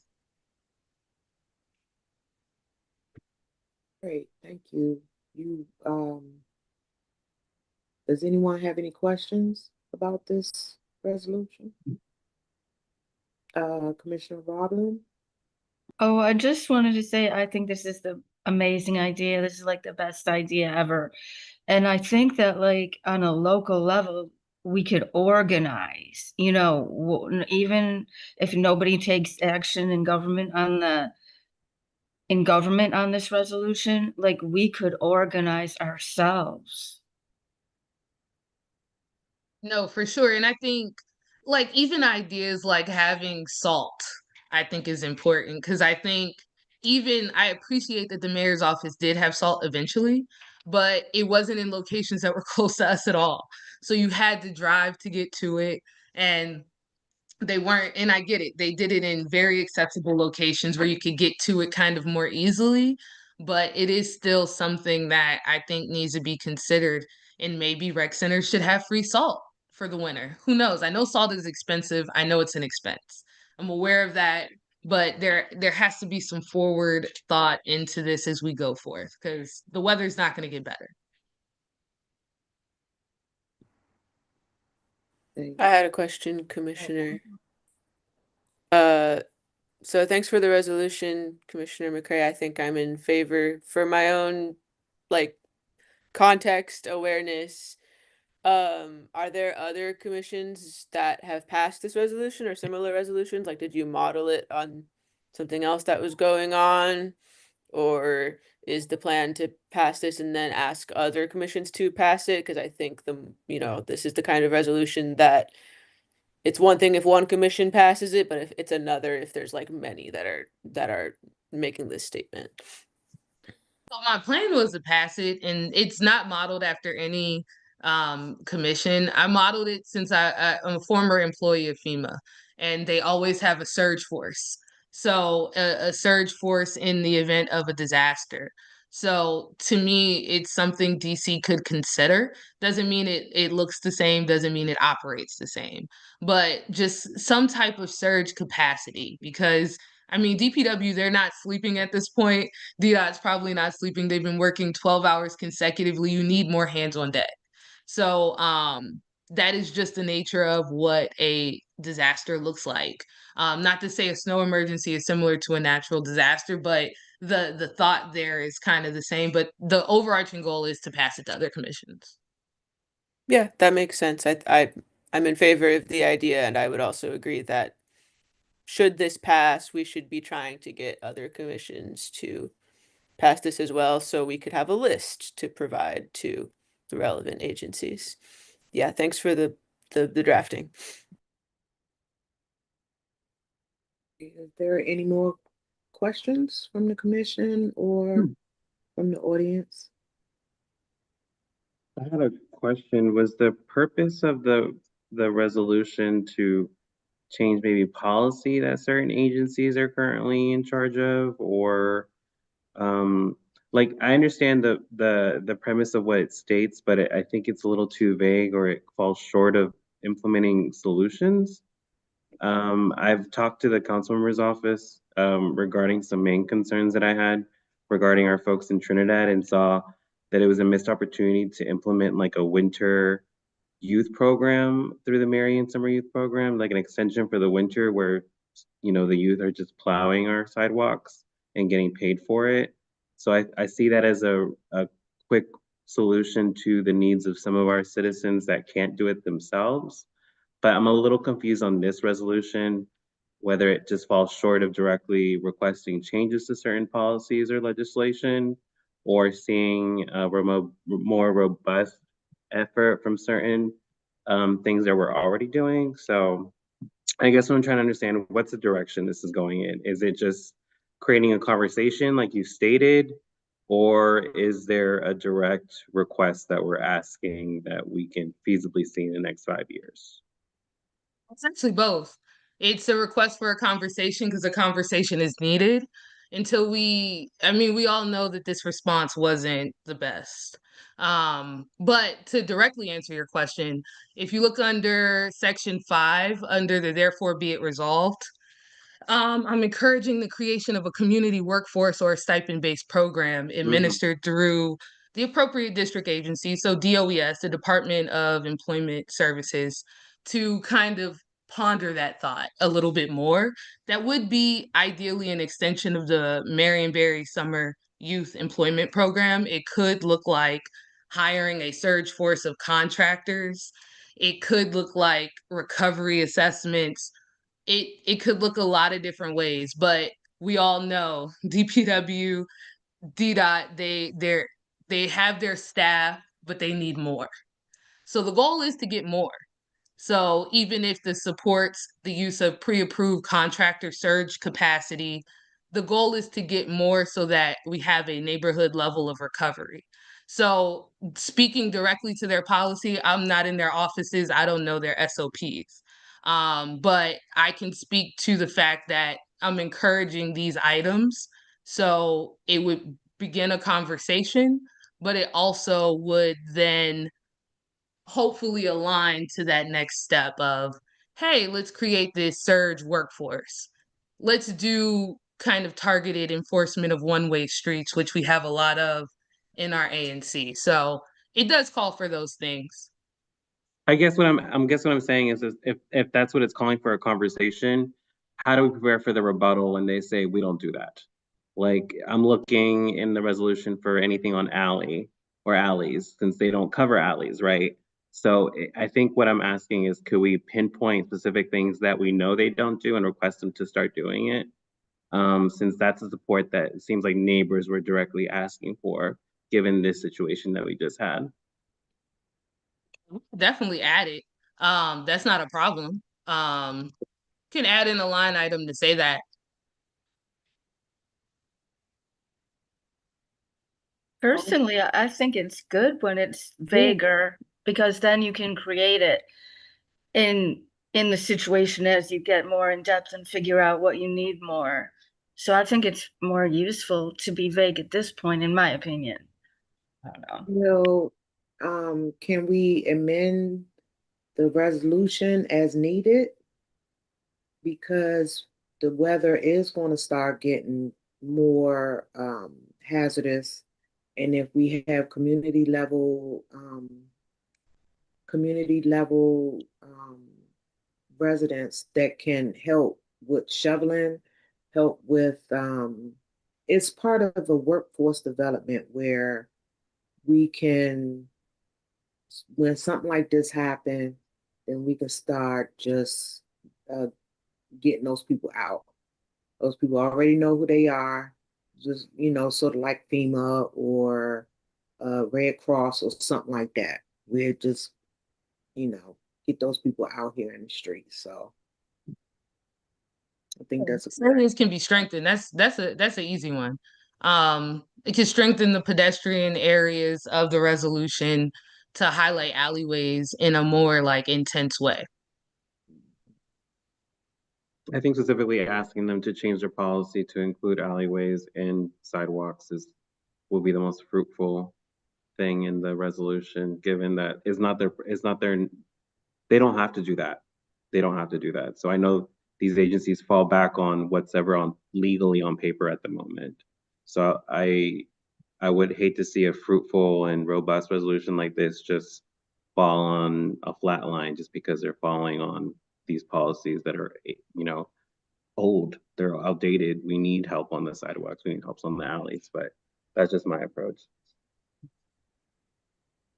And is there somewhere where we saw that they don't, or is this DPW's rule that they don't do alleyway? I think Mr. Davis was taking that for action because a resident had asked that question because I don't know that it's written. It's a very gray area. It's very gray. I don't know that it's written down as much as it's the unspoken rule. I don't know. Being that I they don't. being that they give out fines for this, it's safe to say it's on paper that if you don't clear the public space in front of or around your property, you will be fined. So given that it's on the responsibility of the resident and the property owner to do that, I think that's something that these agencies need to revisit and relook. I think my understanding from after speaking to some of the inspectors and street sweepers is that they were doing courtesy, and we hear this from DPW a lot, courtesy work, courtesy. This was courtesy work where they were clearing certain spaces for folks to get through. And it shouldn't be a courtesy to provide these type of services that are clearly in need. So I guess that's what I'm trying to get at. If we can target some of this misunderstanding that they're doing us a favor instead of doing services that we generally need, I'm full for this resolution to have that included in it. Just to clarify, so the gray area is the alleyway. So I do agree that it needs to be clarified because the you can only get fined for your sidewalk. You can't actually get fined for the alleyway. Right. So because of that, it's one of those gray areas that a lot of buildings have asked about. So because you can only get fined for one, technically you don't have to do the other, but it I think if you have to go down the alleyway to pick up trash, it inevitably kind of falls on the agency to do it. So I get it. Clear Yeah, guidelines in terms of that. That could be added. yeah. Okay. In front of your house, Are we voting on injured, this resolution? do your homeowner's insurance. And if it's cool, I move that You know, we approve the resolution to implement effective neighborhood level snow recovery strategies with the amendment of, or the addition of, adding in a more robust area around the alleyways. And a robust conversation around the alleyways and kind of clearing that gray area up. Anyone second? Was that a second from Second by Commissioner second. Smith? Okay, great. So the motion is to approve this resolution as amended. 5D01, I'm voting aye. 5D02. Discussion? Oh, okay. You had something to add, Commissioner? Did you have any comment on the resolution in terms of sidewalk? You were just saying something. but I was saying, not only could you be sued by the city, the $25 for not paying by a certain time, you can also be sued for someone to get injured. Your homeowner's insurance could be sued. Just clarifying that there's certain fines associated with not filling these spaces, especially spaces that we deem potentially in need of being cleared by the city. Gotcha. Okay, any other points of clarification before I continue the vote? All right, so once again, the vote is to approve this resolution as amended, the amendment being on the alleyway issue. I'd vote aye for 5D01, 5D02. Aye. Okay, 5D03. Aye. 5D04 is not here. 5D05. Aye. 5D06. Aye. 5D07's not here. 5D08. That was an aye. Great. And 5D09. Aye. Okay, great. The resolution is approved as amended with 7 ayes. Okay. Commissioner McCray, you have another one? Yes, so there is another resolution that I have just on in support of Bill 260114, ensuring fair and equitable wages for participants in the Mayor Marion S. Berry Summer Youth Employment Program. So right now, the youth that participate are paid wages as low as $9.50. They could honestly go to like McDonald's or somewhere else and make more money, to be real. So I just think they should be paid a fair wage. The younger students that participate make $6.25 per hour.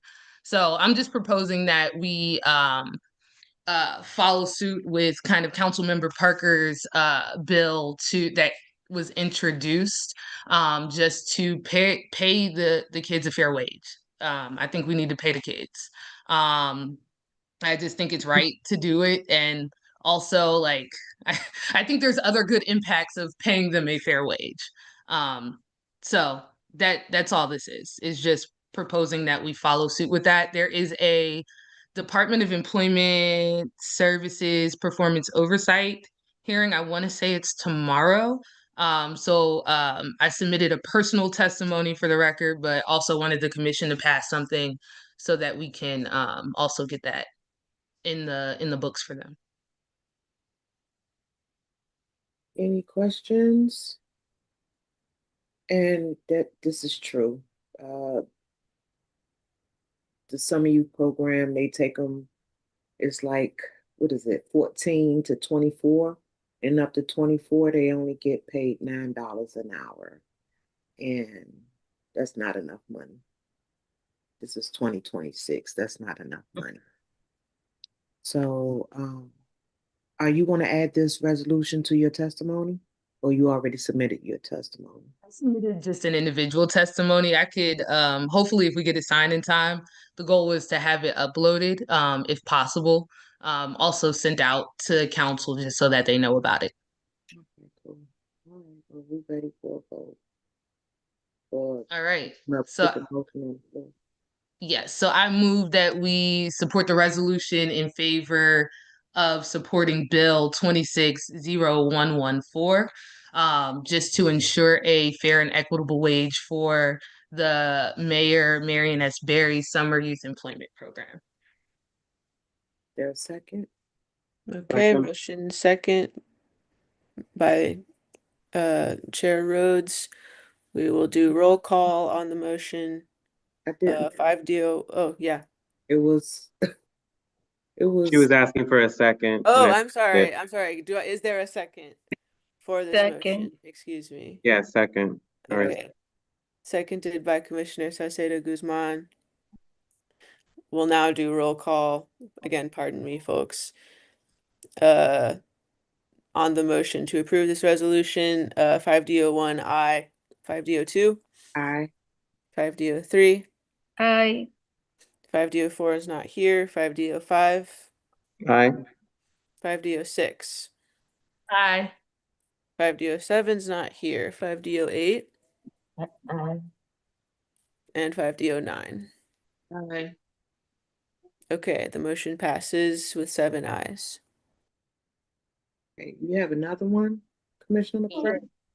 So Or this is that it? just budget amendments. This should be fairly quick. Promise. So I'm gonna share screen really quickly and hopefully hold tight. Find it.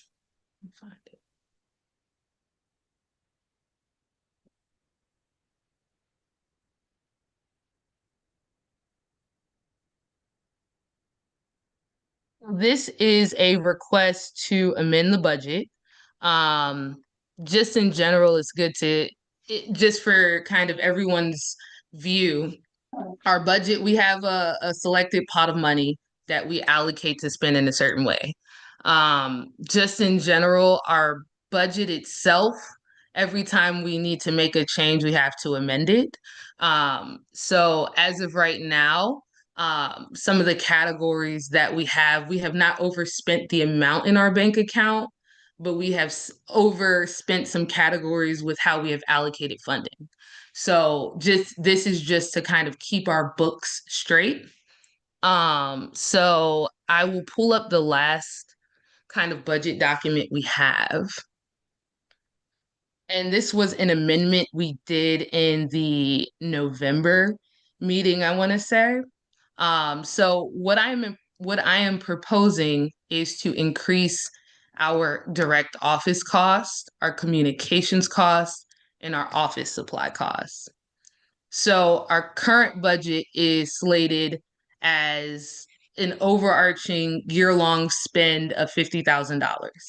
I'm proposing a $12,500 increase, which would take our total spend by the end of the budget cycle to $62,500.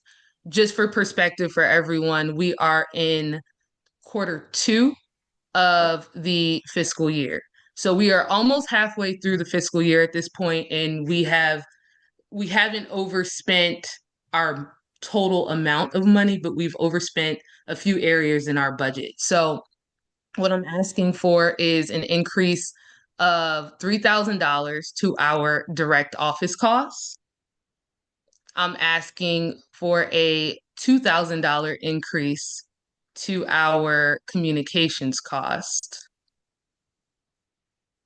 And I'm asking for a $7,500 increase to our office supply costs. Just so that folks know, our office supply costs cover signage, printing materials, items of that nature. So I'm asking for these increases. Just because we set the budget at $62,000 does not mean we have to spend that amount, but it gives us the flexibility to spend up to that amount, if that makes sense. I'll pause just to see if folks have questions. I have a question, Commissioner. Okay, so I my question is kind of backgroundy, I think, and apologies if this has been gone over in the past, but um is our budget capped? Like, do we have this much money to spend, or is it like there's a amount that's greater than this that is the cap for an ANC budget, and we request if we want more of it? Like, how much money do ANCs get per year, and where is it relative to this amount? That's my question. Every ANC gets a different set. It's based on the amount of folks in our ANCs. So we get $5,663 every time we get an allotment drop.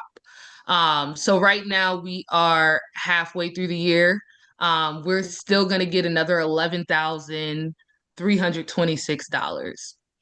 For reference, where we're sitting with our funds right now, we have $43,000 in the bank, and we're expected to get another 11,000 in the Okay. bank.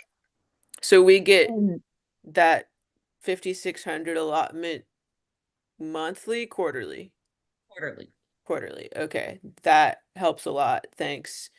My other question is, where was the increase coming for office supplies? Due Or to like some of the signage the that signs. has been Okay. purchased. So just to kind of clarify a little bit further, we started this fiscal year with $49,000. We're going to get our district allotment of $22,000.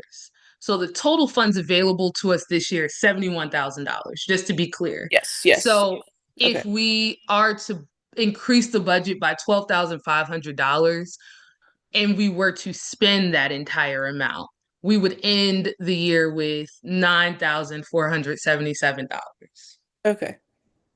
So just kind of putting it into perspective, currently where we are, depending on how much is spent, it would decrease kind of where we are now. But in the current budget that we have, still same amounts, we were going to have an ending kind of carryover into FY fiscal year 27 of $21,977. So the $12,500 increase will bring us down to $9,477 if we spend it all. I will say last year, based on where we are right now, we likely won't spend it all. It just allows us the spending within that category. Okay. Yeah, that helps. So even if we were to spend all the money you're proposing, we amend the budget to, we would still have a surplus, is my understanding. Okay. All right. That helps me understand. That's all my questions. Thanks. Okay, any more questions? Any more discussion? All right. Right. So what I'm going to do is I'm going to move to amend the FY 2026 budget. I'm moving to amend the direct office cost from $3,000 to $6,000, with totaling an increase of $3,000. I'm moving to amend the communications portion from $1,000 to $3,000. That is an increase of $2,000.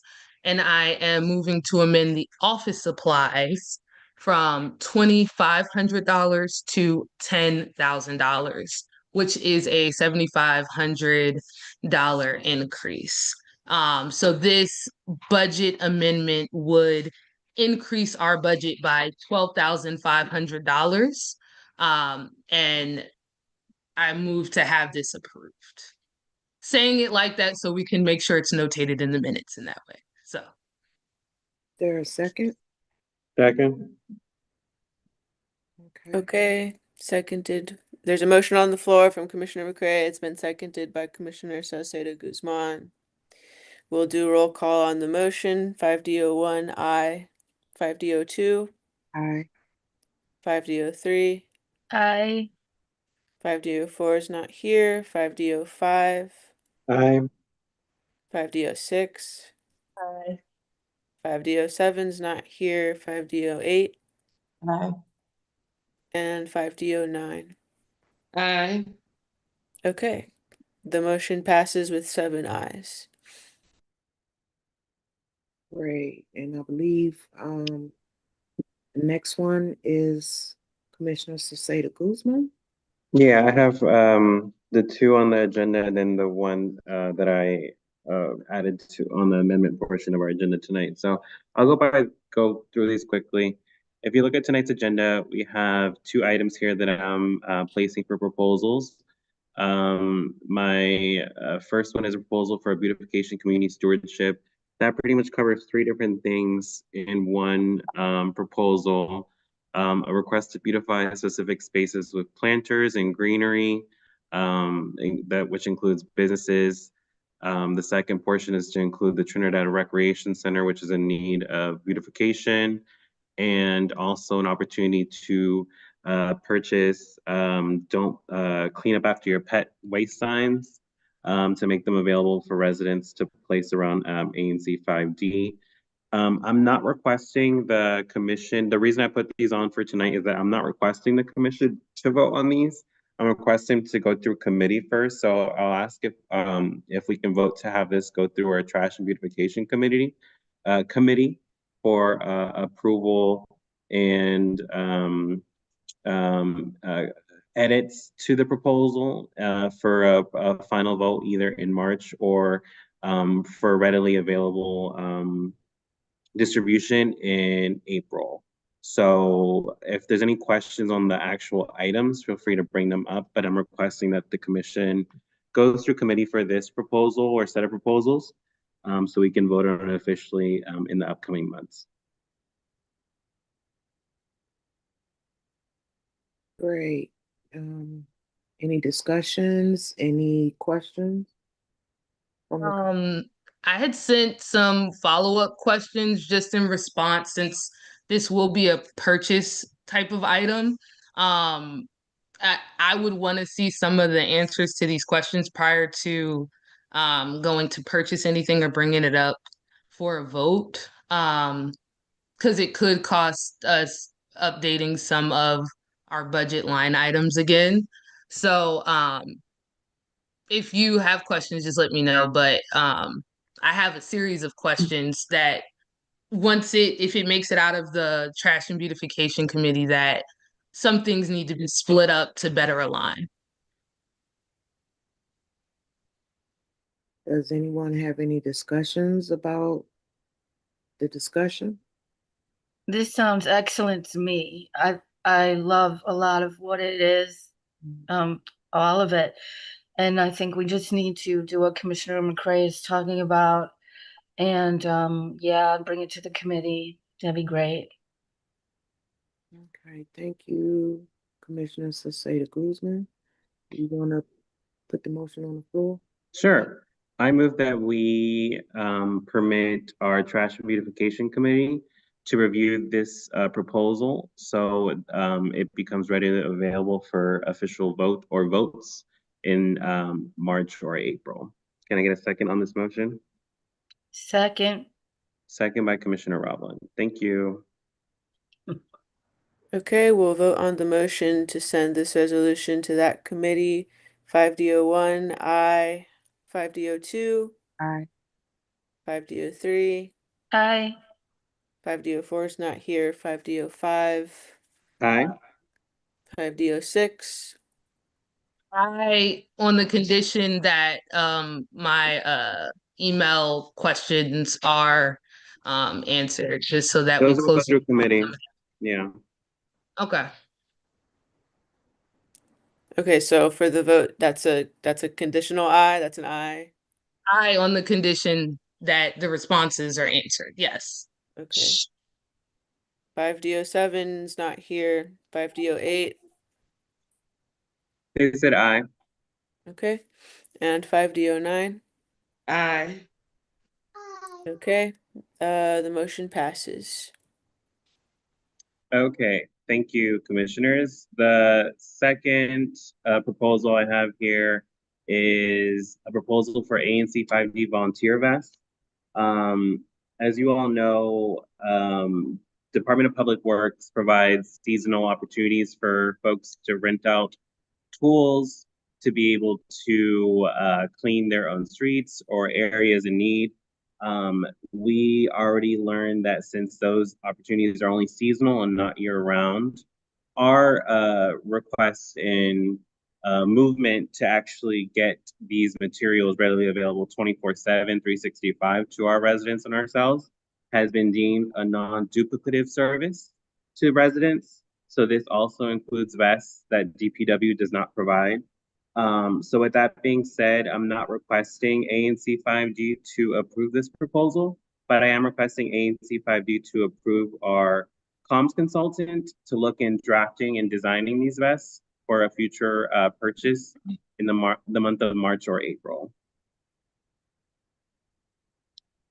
And these vests are for any of our opportunities or events where we're out in the streets, beautifying or cleaning the areas. Are they the reflective vest or Yes, just vests? Okay. yes, absolutely. Well, that'll be the request to make something not only visible that ANC 5D is actually doing work, but also keeping our volunteers safe. And since many more commissioners today are using more volunteers for these services, I think it's definitely a need that we should be providing for some of our folks. And it's a safety thing. Right, right. So I move that we permit our comms consultant to design these volunteer vests for a future purchase. There a second? It's a question. Oh, discussion? Yeah. Are we holding the 3-minute discussion, or are we still have the motion on the floor? Because I think we need to second it before we hold the 3-minute. Second. Okay, thank you. Discussion.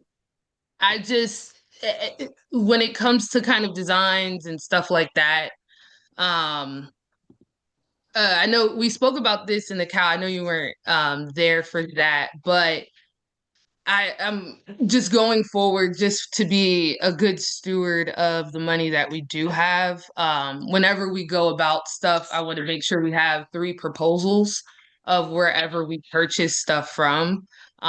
So just I want to add that as a condition just as we go forth, just to make sure that we're getting a few different costs from different vendors just to fund some of these items, just to make sure we are going with, if we're not going with the best cost, we have the ethical reason why we're going for whatever cost we're going for. Also, I think I know the working with the comms consultant and all of that. I guess would the idea be to bring the design to the public for public comment before purchase? That's what I was going to suggest. I'm open to whatever the commission wants. The first part to your note, Commissioner, I don't think this is the space for that. I think what you're addressing should be stated in our bylaws. I think your concerns are valid, but I think moving forward, we should have something like that noted in our bylaws, especially any procedures that a treasurer or commission should be making an effort to be consistent with. I think that should be noted more in our bylaws than through every other purchase that we make. So I would recommend either yourself or us to work together to get that in our bylaws stated clearly, so we know for future commissioners, they know how to properly navigate and purchase instead of going back to these items or expenditures. Fine, we could definitely work on the bylaws. I think just kind of as a new procedure for this year, just to dot I's and cross T's. I personally won't be comfortable approving things without that. So that's just kind of my own kind of internal control for some things, but we could talk about it offline. But I was just putting it out there right now, just as we go into this process of making purchases. Yeah, and I think it's valid. I just think we should make it official for the commission. Yeah, I agree. I think we should definitely put it in the bylaws. Definitely. Great. And So are we all in favor for putting this in our bylaws? Is I think it could be a everyone cool with growing that? conversation out of this item since the motion's on the floor for vests. But that was my only comment on that feedback, is that it sounds like it's a separate topic that we should definitely hold for our bylaw specifically. Right. Okay. About the vest, I have mixed feelings because to me, I just don't like the uniform type of thing. I feel like it's like overly disciplinary kind of, and it's sort of like a lack of, to me, it symbolizes kind of like a lack of freedom. I mean, I understand that it's partly a safety issue, and in that part, yeah, but I don't know. I just don't have I have some personal feelings about that. Any more suggestions, ideas, discussions? So we did second it, right? Yes, ma'am. Yes. Okay, thank you, Commissioner Chobe. Sure. Okay, so leaving the bylaws discussion as a separate matter, the motion on the floor is on this resolution on the vests. Sorry for going over time, Andy. Thanks for keeping us honest. Okay. Roll call on that motion. 5D01 aye, 5D02 Aye. 5D03 Oh, I'm sorry, abstain. abstain. Okay, 5D04 is not here. 5D05 Aye. 5D06 I'll approve with a condition again that the public sees the renderings as well before we make any purchases. Okay. 5D07 is not here. 5D08. Okay, and 5D09. Aye. All right, so that's 5 ayes, 1 conditional aye, and 1 abstention, so the motion passes. Thank you. And so that's it for No, the two resolutions we added. Oh, okay. Yeah. But before that, Commissioner Salvador, I have your amendment to the historian work statement. Oh, yeah. Okay. Got it. Perfect. Mhm. I can go, Chairwoman. Excuse me? I can go. Yep, you can. Okay, perfect. So our historian has finally completed their project that we requested them to make last year. Was it last year or late 2024? I'm flubbing on the date right now, but they've completed their project and services have been rendered. The commission has just been provided their final presentation on the material that they researched. They still have their digital repository that is about literally 2 gigabytes of data that still needs to be shared across the commissioners and publicly, that I'll be working with Andy and Whitney to make available on our website. But in terms of the research, it's been completed. And if y'all recall, last month we approved a work budget of $750 for marketing material to share the information, print to share the information for the upcoming presentations that the work statement has requested after the services have been completed. So the original work statement stated that they had roughly 9 months to complete the research, and we amended that one time to complete in December of 2025. I'm requesting that we amend the work statement to reflect that service has been rendered officially in February 2026 to now officially start that timeline of 7 months to complete the 4 neighborhood presentations, specifically starting with the main presentation here in our community room. We were thinking about holding it at the end of this month, but as I mentioned earlier in tonight's meeting, we'll be probably pushing that back into March just so we can get this marketing material in line. Mr. Montague, Jeremiah Montague, our historian, I reviewed the material with him last night and again earlier today. He's done an extensive amount of research on this project, and I'm really excited for him to have some of this material readily available for our residents.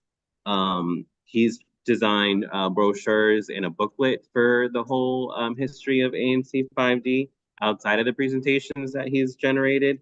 So it's a lot of beautiful material that's going to be available to everyone. So I'm really excited. I am requesting that we amend the $750 to reflect the final budget that he came up with. Invoices have been sent to the commission with detailed line items for what the purchases include. But the total now is 1113.53.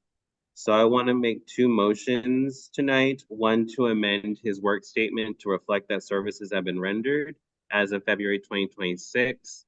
And the countdown to present on the services and research conducted commences this month, and he has a 7-month period to complete that, as well as an approval for future purchases of the marketing material that we want to prepare for his upcoming presentations.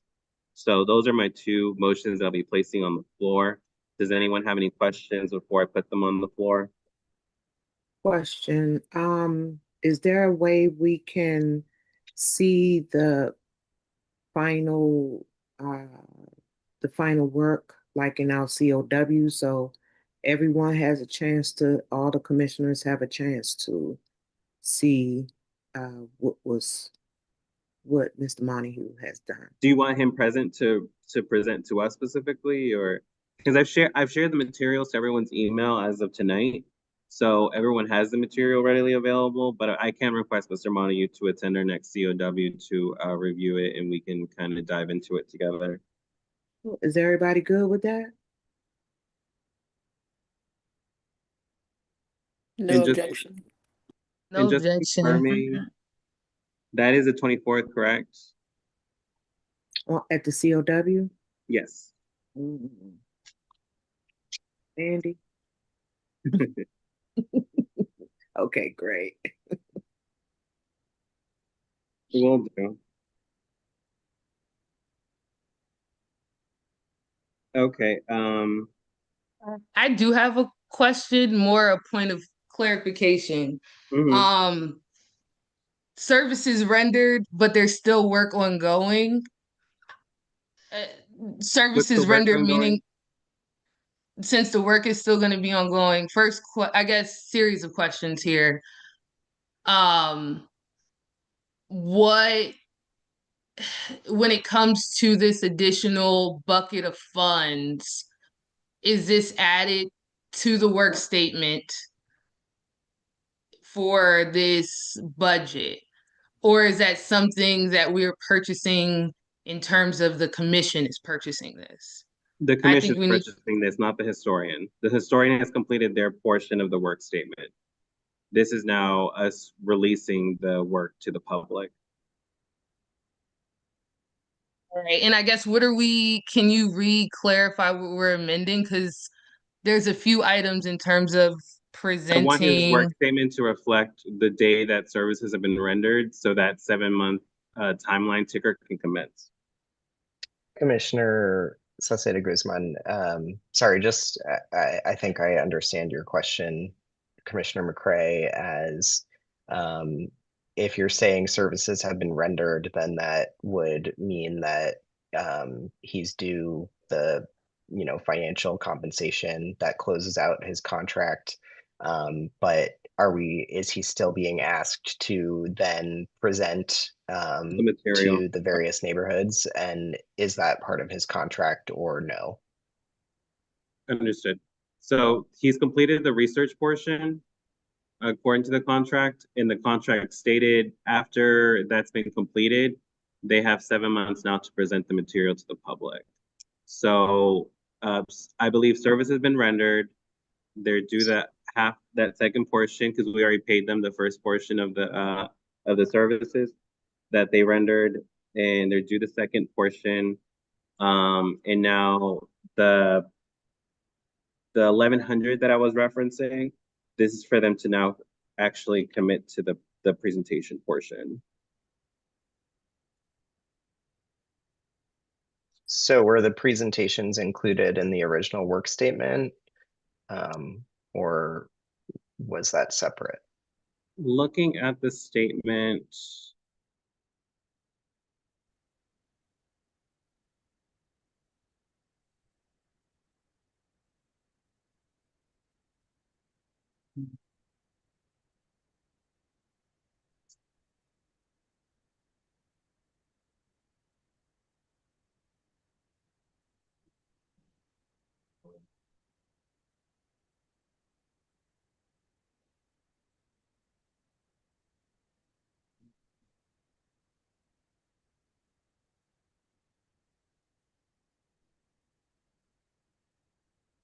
so there's a completion portion on section 4 that says historian shall receive the balance upon completion.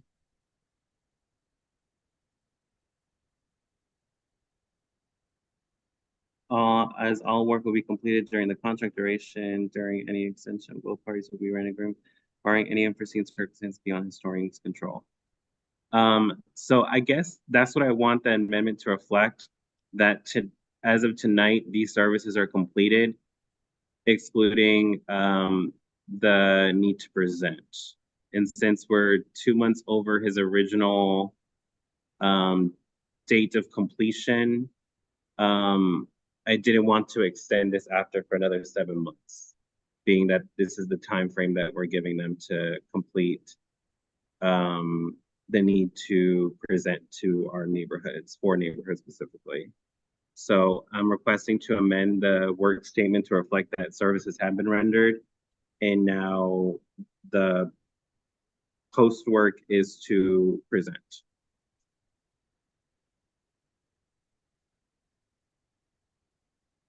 So is there no way to extend it, maybe another lump sum instead of the full portion owed, since there is still going to be a portion from the initial work statement that's not completed? And that's the 4, and I get that they'll happen within the 7 months, but maybe there's an increment that we can provide after each is completed. Even if right now there's an increment that is provided, we amend this work statement, an increment be provided over the 4 different neighborhood events. So instead of, since the total for this work was $6,400, we provided $3,200. There's still an amount of $3,200 owed. What if we provided $1,600 as the next drop, and for each of the additional 4 presentations, a $400 check is rendered? That would at least,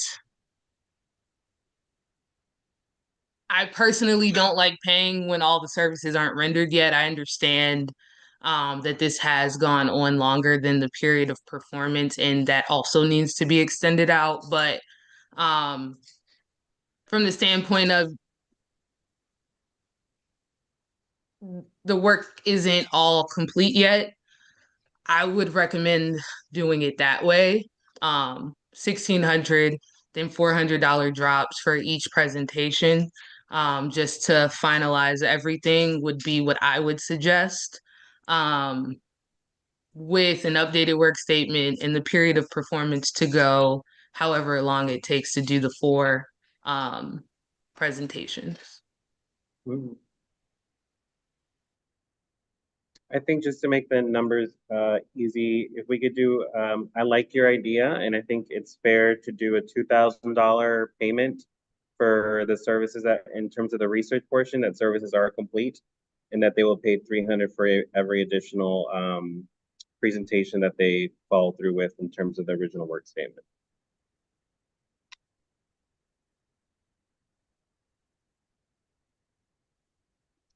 Is everybody good with that? Any more discussions? Any more questions? Commissioner McCray, you good? On that first portion, because it's that second portion we still need to discuss. Mm-hmm. Okay, I'll place the motion on the floor and there can be a discussion if needed. I move Sorry, I that couldn't find the unmute. Yeah, I'm good. I move that we approve that I move that we amend tonight's I move that we amend our historian's work statement to reflect that the research portion of the work has been completed following a $2,000 payment to officially reflect the need for 4 additional presentations at a payment of $300 each once completed within the next 7 months. Can I get a second on that motion? Second. Okay, we'll do roll call on the motion. 5D01, aye. 5D02, Aye. 5D03, Aye. 5D04 is not here. 5D05, Aye. 5D06, Hi. 5D07 is not here. 5D08, Aye. and 5D09. Aye. Okay, that motion passes. Okay, and the second one was just to bump up the drafted budget of $750 to $1,113.53 with a cap of $1,200, not to go exceed that. In this motion, I will ask that our comms consultant work with Mr. Montague to ensure that the vendor is providing tax-free services to ANC 5D since we're making the purchase, as well as ensure that the purchase is ethically sound. Were there any questions regarding this requested increase? You said you sent the invoices. It's in the same email.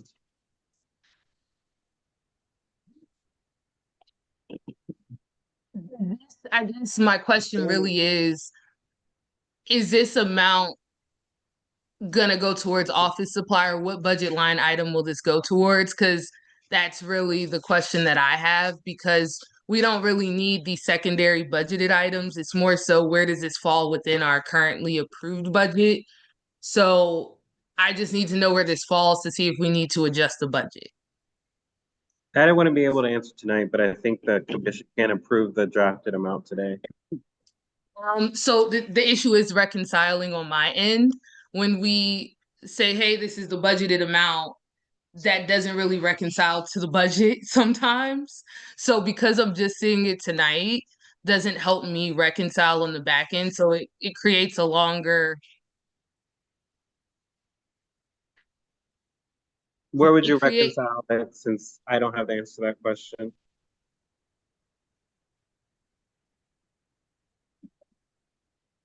Because it seems like it would be an office expense, being that the material will be here and dispersed here and stored here. So I'm saying it, I'm thinking out loud that it's an office expense, since it's marketing material Were that we typically store here in the community room. were the fast signs purchases also office expenses? Okay. So it would fall under the same premise. All right.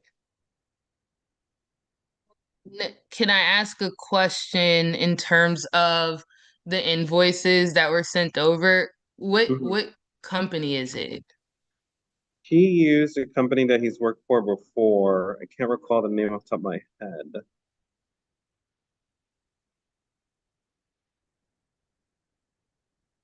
But that's where he got these figures from.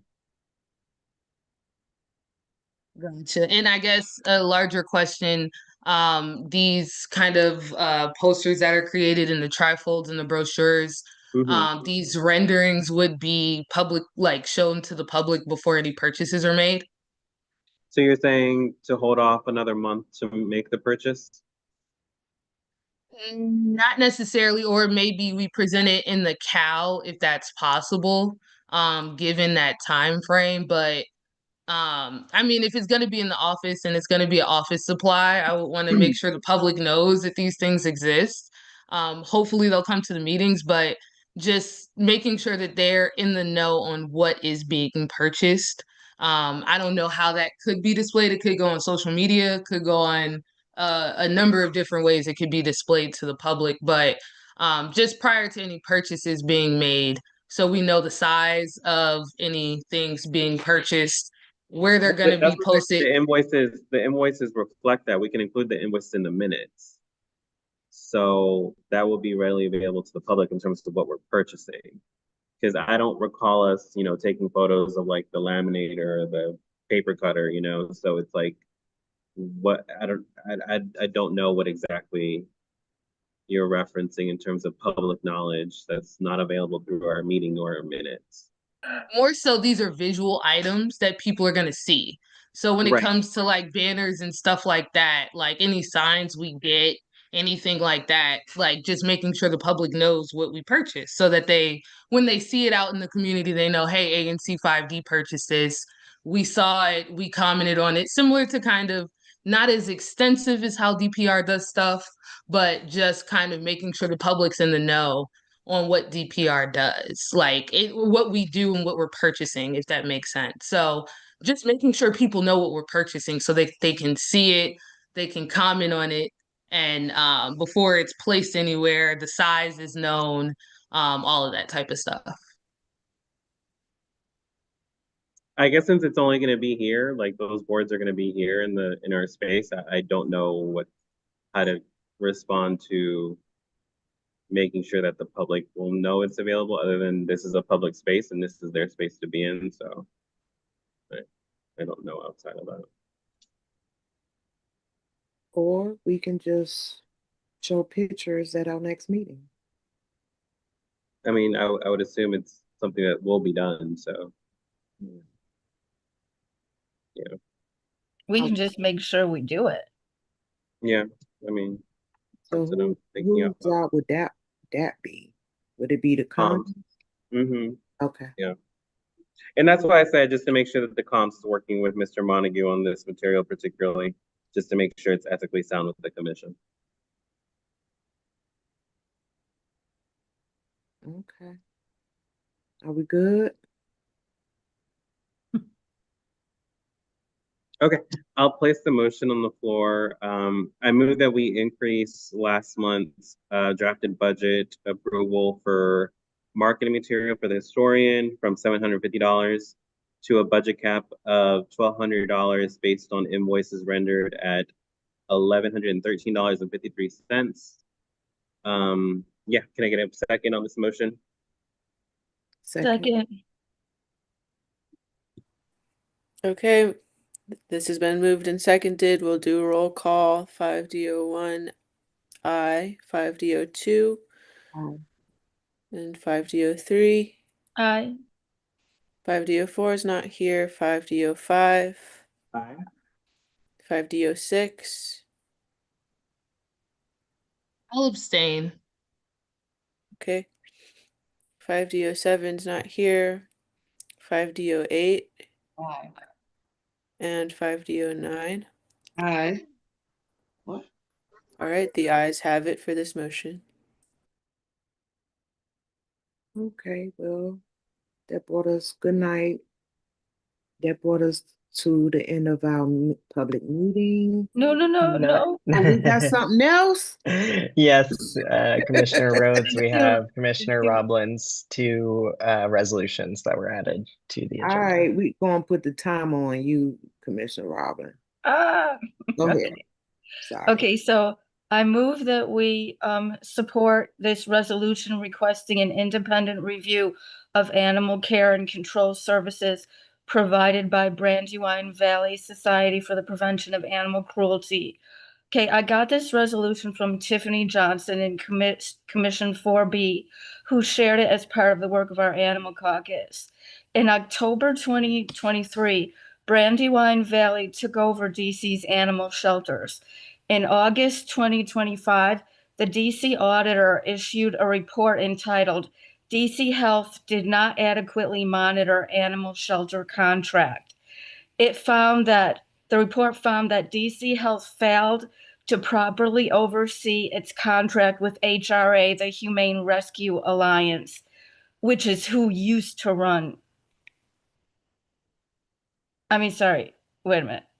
It found that DC Health failed to properly oversee its contract with Brandywine, including failures to conduct sufficient inspections of shelter conditions, ensure animals received adequate exercise and cleanliness, track and timely resolve dangerous dog cases, ensure compliance with statutory requirements for low-cost spay and neuter service.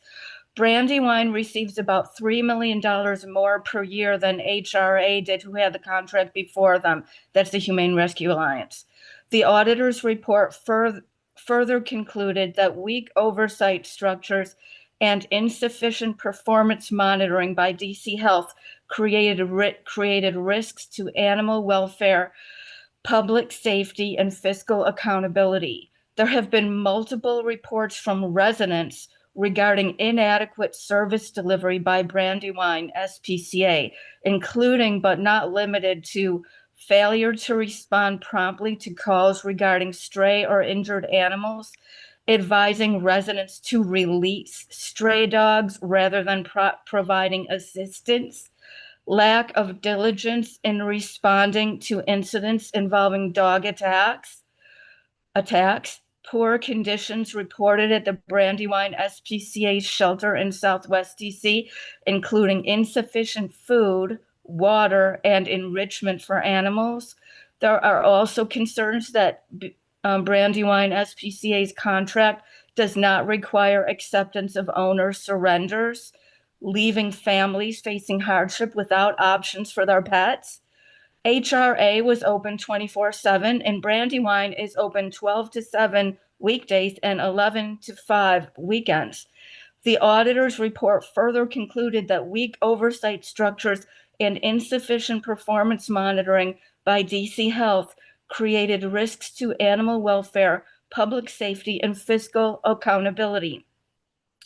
This resolution requests that the District of Columbia Department of Health and other relevant agencies conduct an independent review of Brandywine's performance under its current contract, including responsiveness, shelter conditions, compliance with animal welfare standards, and more. So I move to support this resolution. A second. Thank you. Is there any discussion or shall I move to roll call? Roll call. Okay. So this motion's been moved and seconded.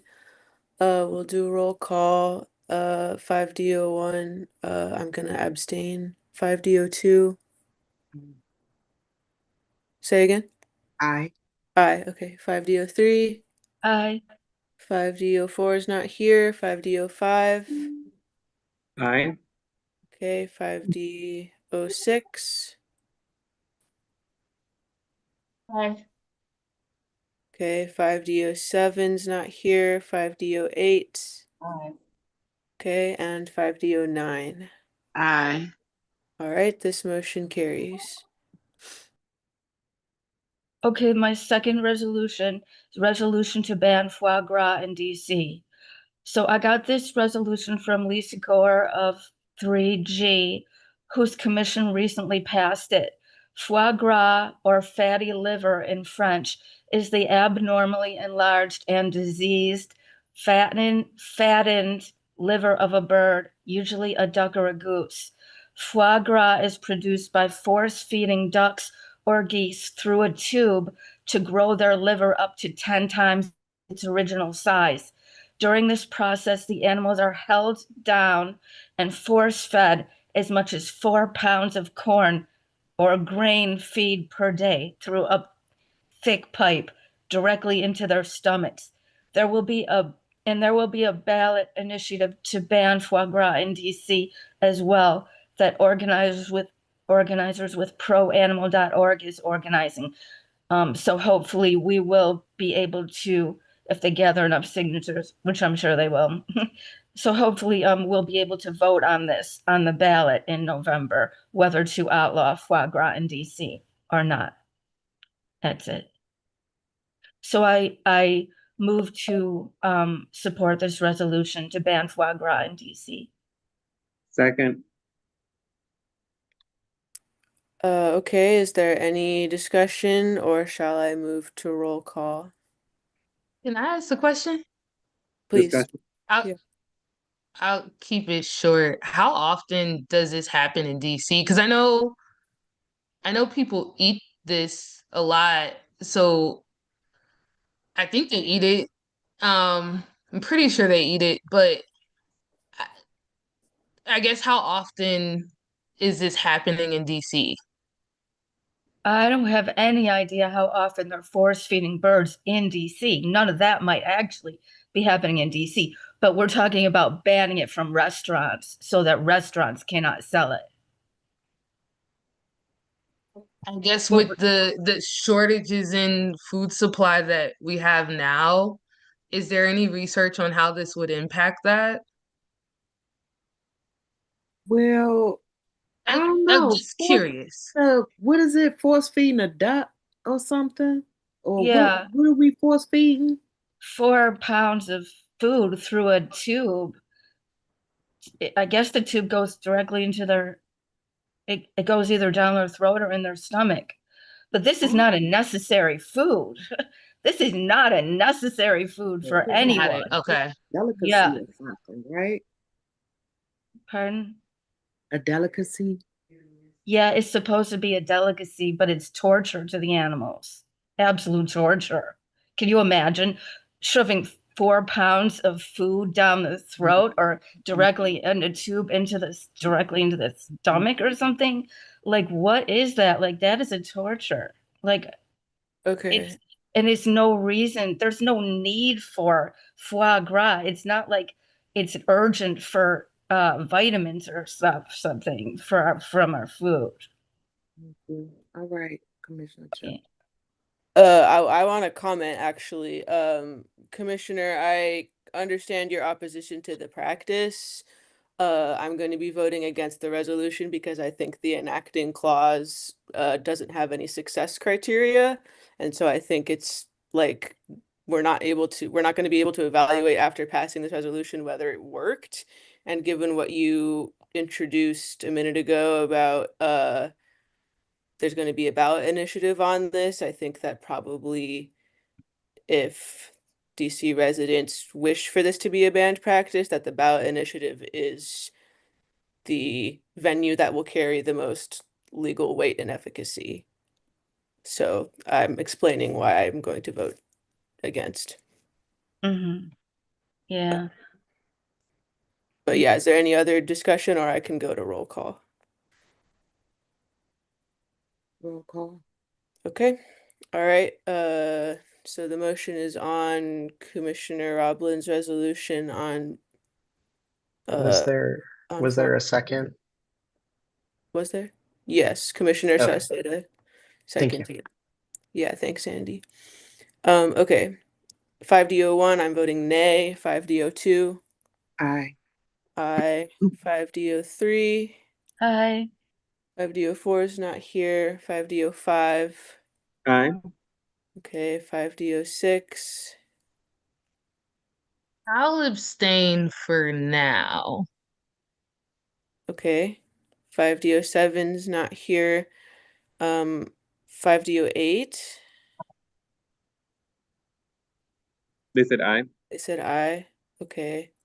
And 5D09, I think has exited the meeting. I'm still here. Oh, I don't know. okay.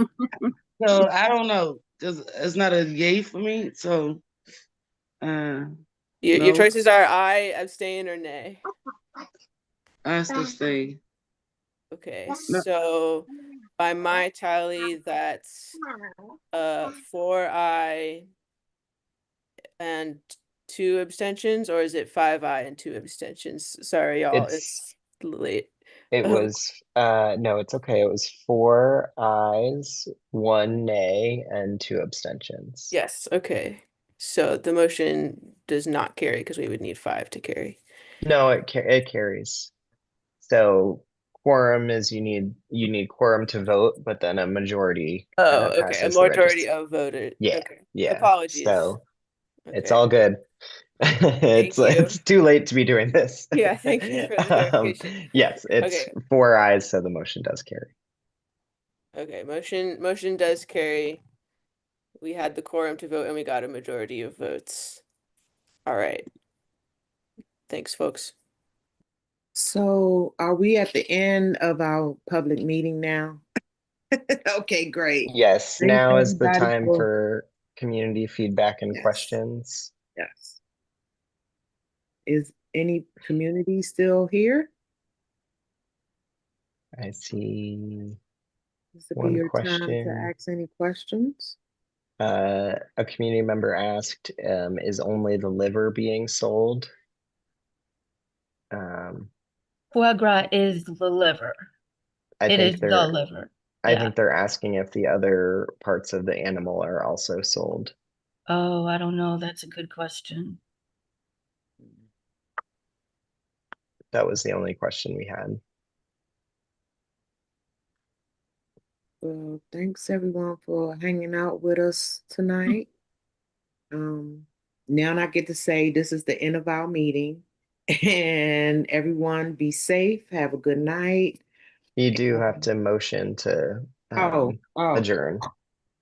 Okay. So I You move to adjourn the move to meeting adjourn at the meeting 10:04 p.m. at 10:04 p.m. Second, all in favor, aye. Aye. All right. Yeah. Motion And carried. the meeting is March 10th Fabulous. at 7 p.m. Thank you, everybody. Have a good night. Bye. night, Thank you all. Take care. Great night. Bye. Thank you to our interpreters as well. Take care. Yes, thank you. Yes, Thank you, interpreters. Thank you. Have a good night.